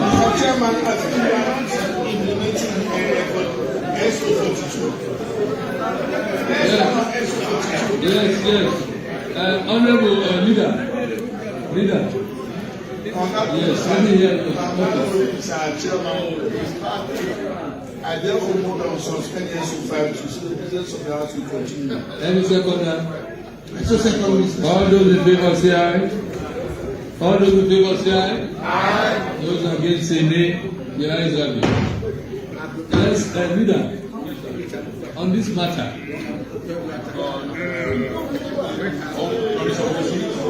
You see, I've started seeing the bureaucratic provision. Genuinely, we want to amend 76. I mean, those in the diaspora, I don't think they intent. It's really for them to come and be president. It's really to give them space to really participate in our process. It gives some leverage. You know, I've not seen anywhere where you have clearly voluntarily declared yourself to be a dual citizen in another country. Everybody knows about it. And you are going to be a president. Not maybe after a president. So we need to be careful. It's a serious business. The AG has advised us. He's a legal advisor. No matter what you say, he said these are exceptions. He brought his amendment. These are exceptions. It cannot be. So we have to play some seriousness in the legislation. That's just that. So I pray to my colleagues, maybe a deputy leader, that because we are not giving in, initially we did not access them. We have to start somewhere. And even when I reminded him about 56, he said he will now amend. So when you do something, you take off his discussion and this that. So we are going to look at all these provisions so cannot be examined with the extant law. We proceed. That's for page 14, page 15. Is it still on this point? No, Honorable Bashir, still on this point? I still believe section 17. I might not win, but let me just finish my position. And it should be yes. Section 78 was amended by all of you. This parliament, it was amended. I know, Mr. Speaker, Mr. Chairman, honorable members, when we came to this parliament in 2012, we had a lot of persons coming from the diaspora who were members of parliament. And after today,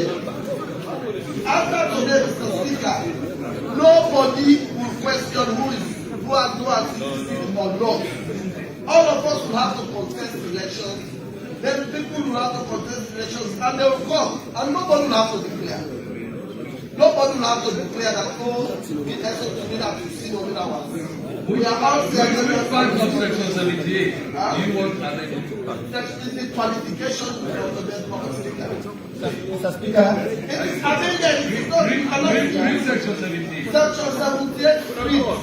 Read section 78. Section 78 reads. So it's not here. You cannot be amended, sir. It's amended. Point of order. 34. The side note has to do with the High Court. Mr. Chairman. Mr. Chairman. Our colleagues don't understand. Yeah. So no, Mr. Chairman, my colleagues don't understand. You just want to when we push. Somebody said if I help just maintain extra condition. Basically, our fellow citizens abroad to participate in the electoral process. But you cannot say you're coming to be an American, to be something that you want to be president, not to be Speaker of Parliament. That should be a bar. So that when that should be a bar. So that you are almost always in America. If you go, you're right. You're right. Because you're not citizen. You're right. So, colleagues, the minister. Committee, please. The minister has proposed for us. He has made the position very clear that let us accept the amendment as proposed with an exception. Let us move forward. Our colleagues in the diaspora, I think what they propose, what I have from there, I have a text on there. That they even talk about if you have 5 years, nothing. Because all those things, they are never mentioned that you want to be president. If you want to be president, recuse yourself. Just apply that so my allegiance is gone. I'm now purely extraordinary. I don't have to do a citizen anymore. That's what I say. But let the nation, beyond this function of Sierra Leone, let us see us as a serious legislator that we are putting a power presidency. Of course. This position when you are in here, nobody can stop you. Yeah. You have to stop with AG. Let the proper rendition be done, man. Huh? Let the proper rendition be done to that effect. That's for page 14. Page 15? Page 15. Page 15. Page 15. Let me hear you. Yeah. Mr. Speaker, actually I'm pleading, and I'm sure our minister will agree with me. And I'm talking about where members are obliged to resign from public office at least 6 months before the date of election. Let me land, please. Give me time. No, we did not.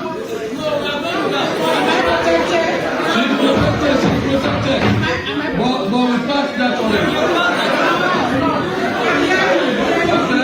Let me hear you. Yes. Okay. Hear me, Mr. Speaker. Mr. Speaker, we have our,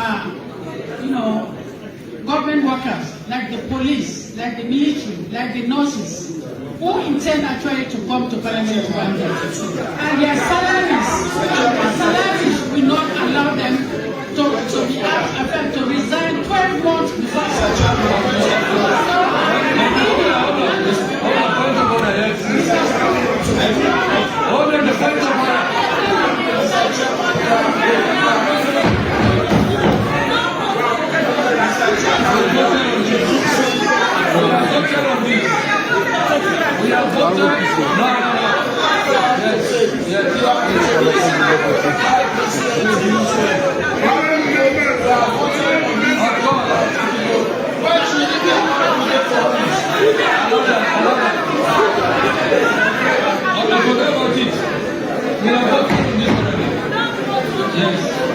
So, page 15, page 16. Page 16, Mr. Chairman. Page 16, yeah. Let's see. 16. I'm still on page 15. Yeah, what is it? Let's just be clear here because, again, some parts where they mentioned the Anti-Corruption Act of 2008, we already.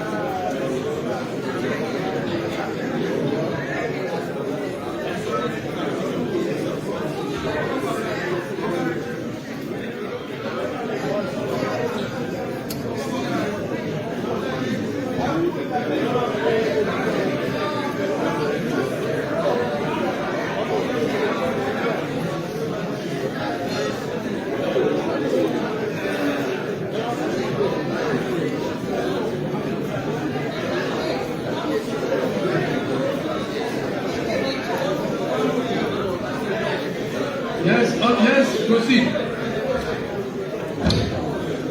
Yes, the page 15, just a reminder that we took from the mid to the bottom part of it to the Public Elections Act.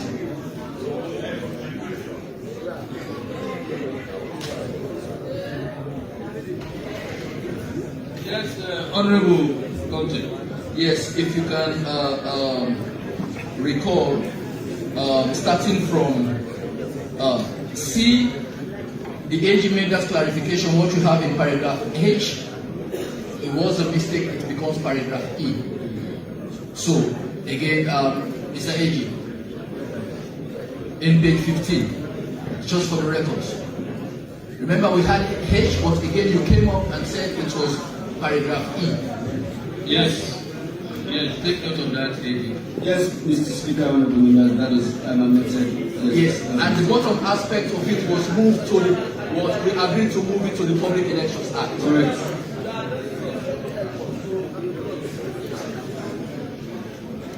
That's for page 15 also? Yes, 2. Is that noted? That's noted. That was. We dealt with all of these provisions. Yes, no, it's the confirmation. We understand. Okay, yes, take note of that. Like you said, we're going page by page, just the confirmation. Yes, Mr. Minister, take note of that.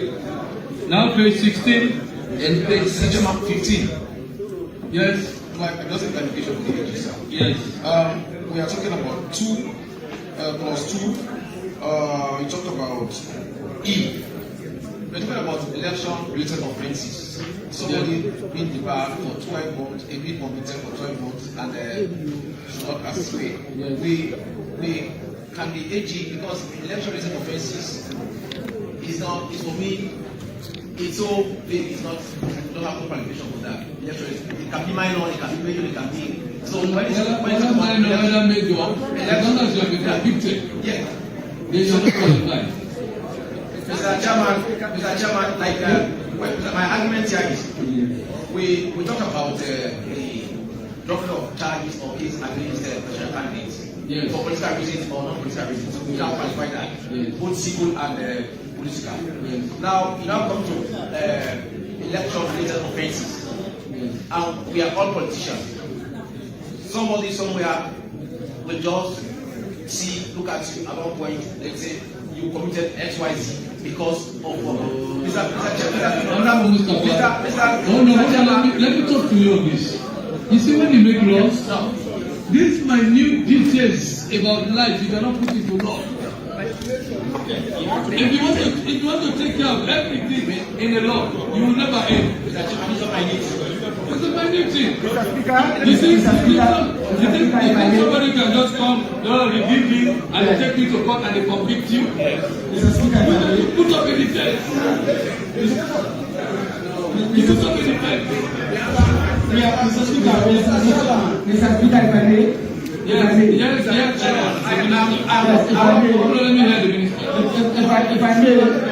I may, when we put disqualifiers in laws, it's only when they are established such, let us say for criminal conduct, if someone is disqualified for criminal conduct, it's only when that is established for guilty. It's not when somebody points to you that you've done this. It's only when you have been convicted.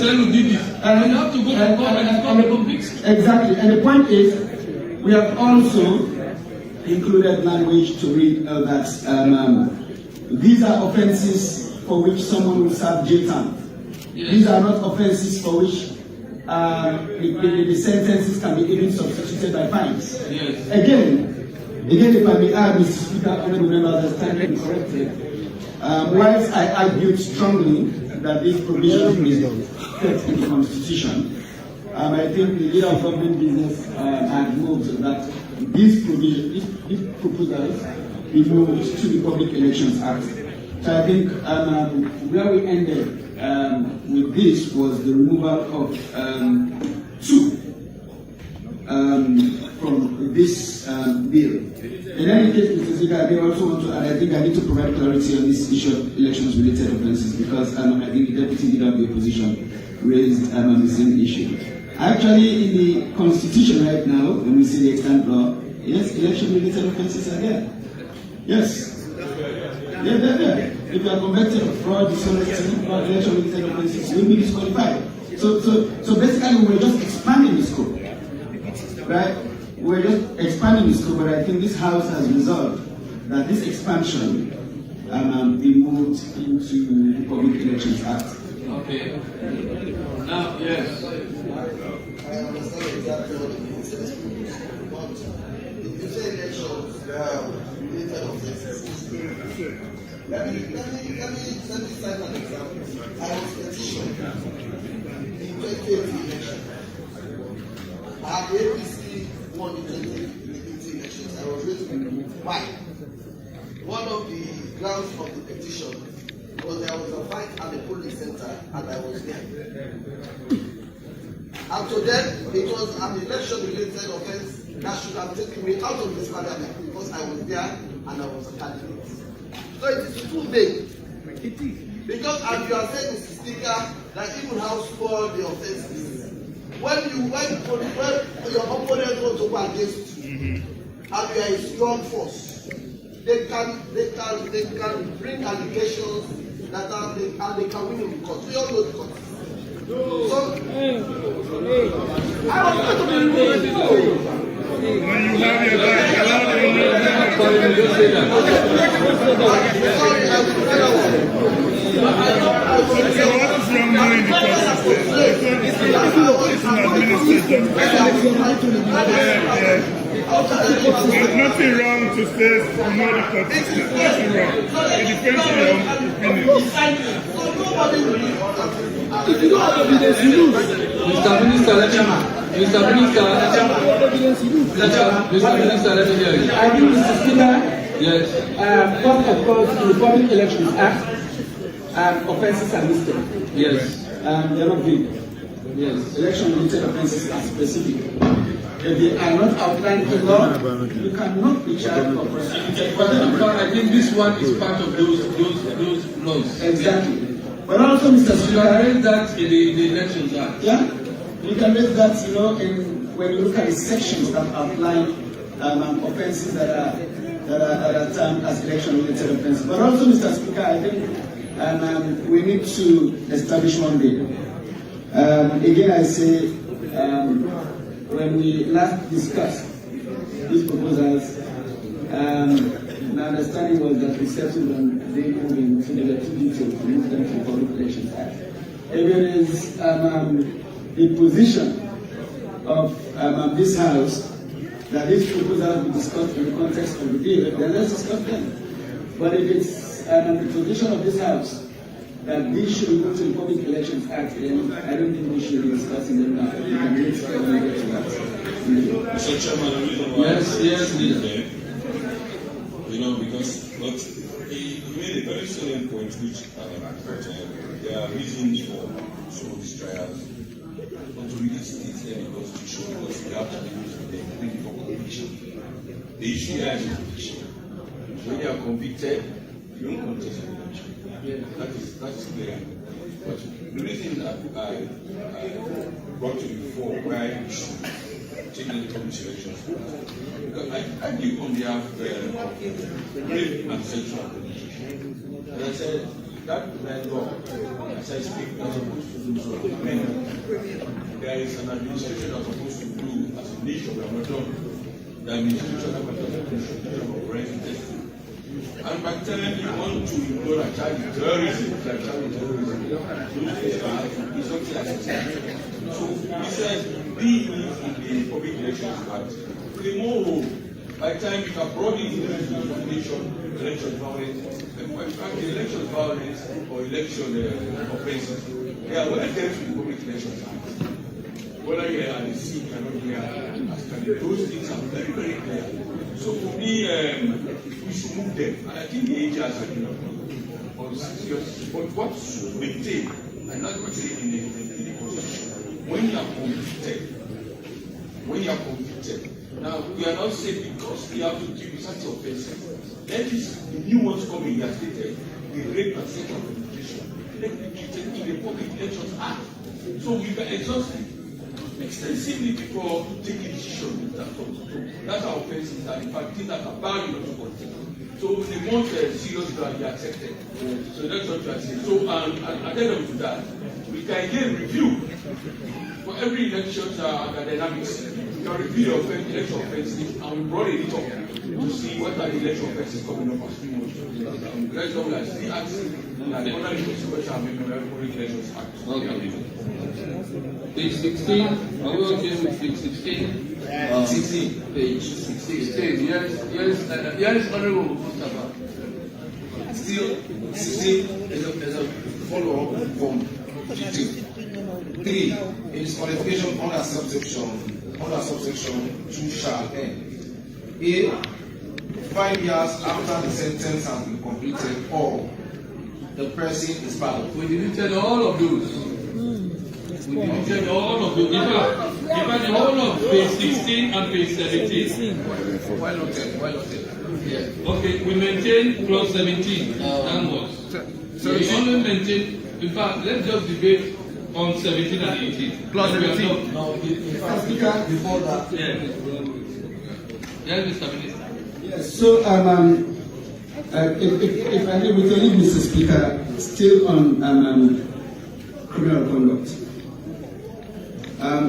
First, let's note that certain criminal conducts are listed in the Constitution, which will disqualify someone from serving as a member of Parliament. 76(1) D says if he has been convicted and sentenced for an offence which involves fraud or dishonesty. And then E, which we have proposed to delete now, says if he is under a sentence of death imposed on him any court, because we have I'm just looking for the Constitution. Oh, okay. Because we've abolished the death penalty. And then section 76 of the Constitution, subsection 2, says a person shall not be qualified for election to Parliament if he is convicted by any court of any offence connected with the election of members of Parliament. Mr. Speaker, I just want to add that we note the specificity on D, fraud or dishonesty. So now we can say corruption-related offences. But I just really want to go back to cabinet. The seriousness that cabinet attaches to persons who have been convicted for offences like treason, murder or manslaughter, rape or sexual penetration were particularly important to His Excellency and the rest of the members of cabinet. So my question would be that yes, there are broader offences, especially relating to, say, the provision said if someone has committed an offence for which they've served a sentence of 12 months, minimum 12 months, they will be disqualified. Is it possible to say yes, the proposal on 12-month sentence does not come into Constitution, but because the Constitution, the extant law, is specific on fraud and dishonesty, and the seriousness that we attach to rape and sexual penetration, murder or manslaughter and treason, is it possible to keep these three categories of offences within the Constitution? Not two categories. Yes, I think still try to draw attention to 76. Now, if you look at 76, it's really limited attention on offences. We don't mind that.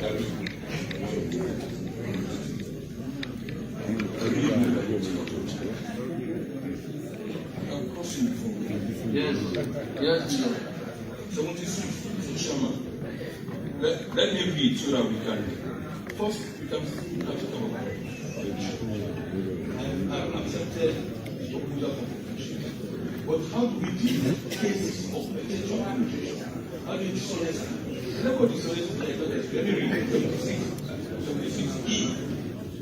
D, let's start with D.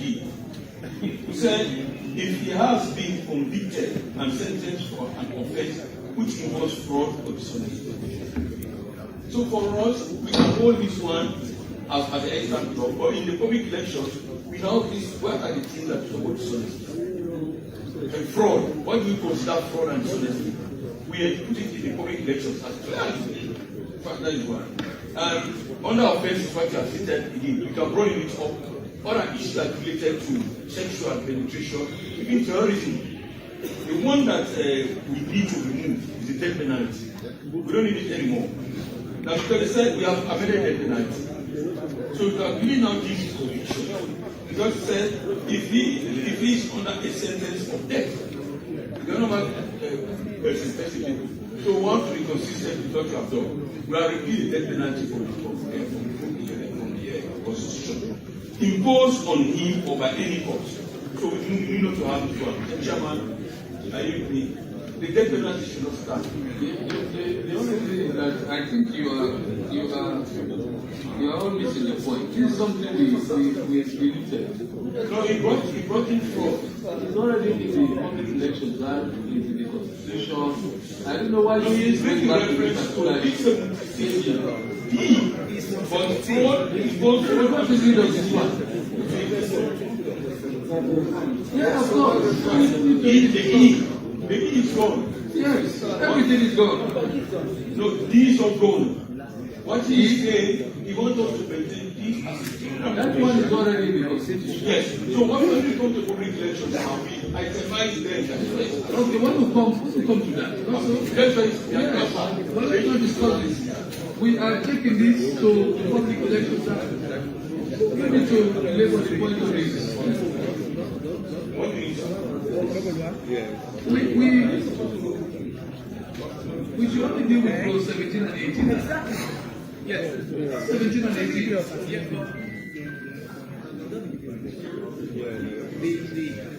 Mr. Chairman, even 17 and 18, let's debate on that. Yes. It was about the issue of proportionality of the police and military, and we are very clear about the of course. So, again, what I think here in 17, 18, the clause I was looking out for, the provision that we understand the Electoral Commission head is here, act in a partisan manner, and in the military for the police and military. So we can get that together with the Chief Electoral Commissioner and act in a partisan manner. Okay. Thank you very much. Mr. Chairman, I want you to give me feedback. Mr. Speaker, I've confirmed with the General Government Business and those proposals were expunged and moved to Public Elections Act. We will agree at the stage as well. Thank you. Yes, thank you. So we are done. Mr. Minister, can you now move?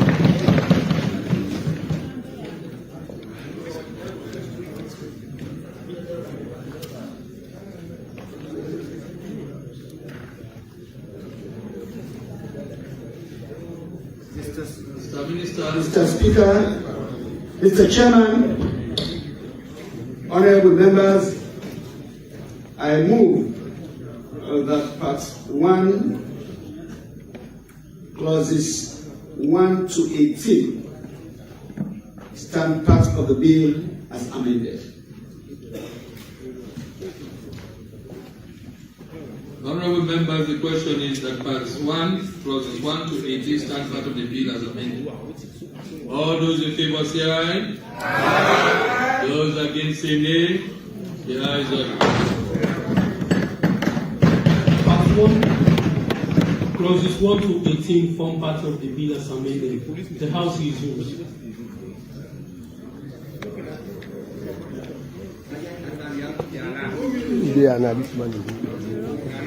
Yes, Mr. Minister, report. Mr. Speaker, Hold on.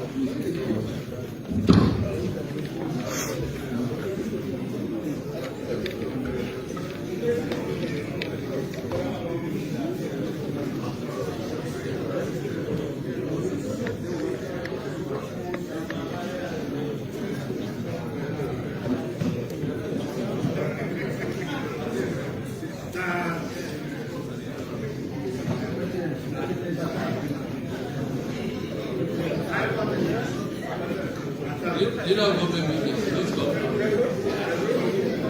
Let me do.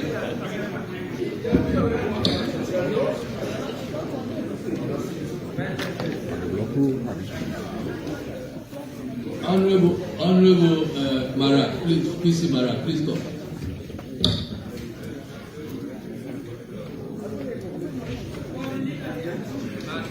Honorable Mohamed Bambura, please come.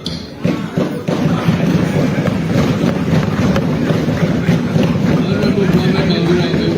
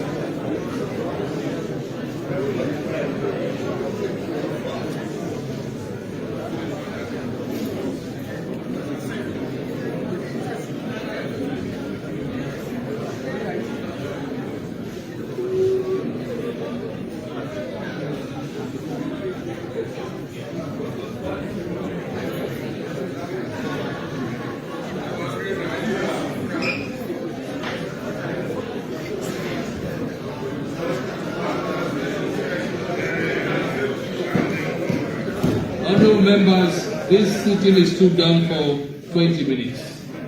Please make sure, go fresh enough and come back in 20 minutes.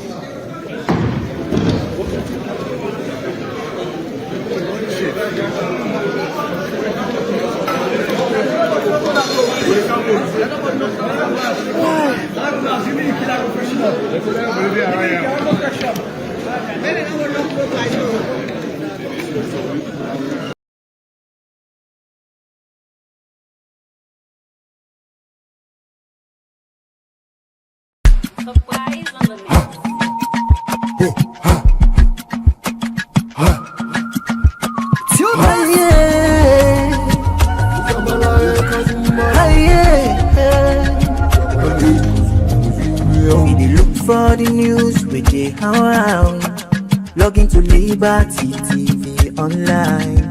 Positively we bring the change. They get the masses involved. Staffs them everywhere, everywhere. We climb the mountain just to get the news. We go down the slums to get the views. Hi yeah, hey, voices come. Credibility, now we ability news, give the views, the tell where you want them. Government issues, democracy, now we not the answer. We human them, girl picking, that's a get the power. He count on me, he count on me anyhow. Give the news, give the views, the tell where you want them. Government issues, democracy, now we not the answer. Human them, girl begin the security power. If you call on me, count on me anyhow. Liberty we ride, like a nigga we fly. Liberty TV day before. Climb the mountain just to get the news. Go down the slums to get the views. Hi yeah, voices down. Hi yeah, give the news, give the views, the tell where you want them. Government issues, democracy, now we not the answer. We human them, girl picking, let's get the power. He count on me, he count on me anyhow. Give the news, give the view, the tell where you want them. Government issues, democracy, now we not the answer. We human them, God begin, let's get the power. You call on me, count on me anyhow. Speak free and fearless, inclusive journalism.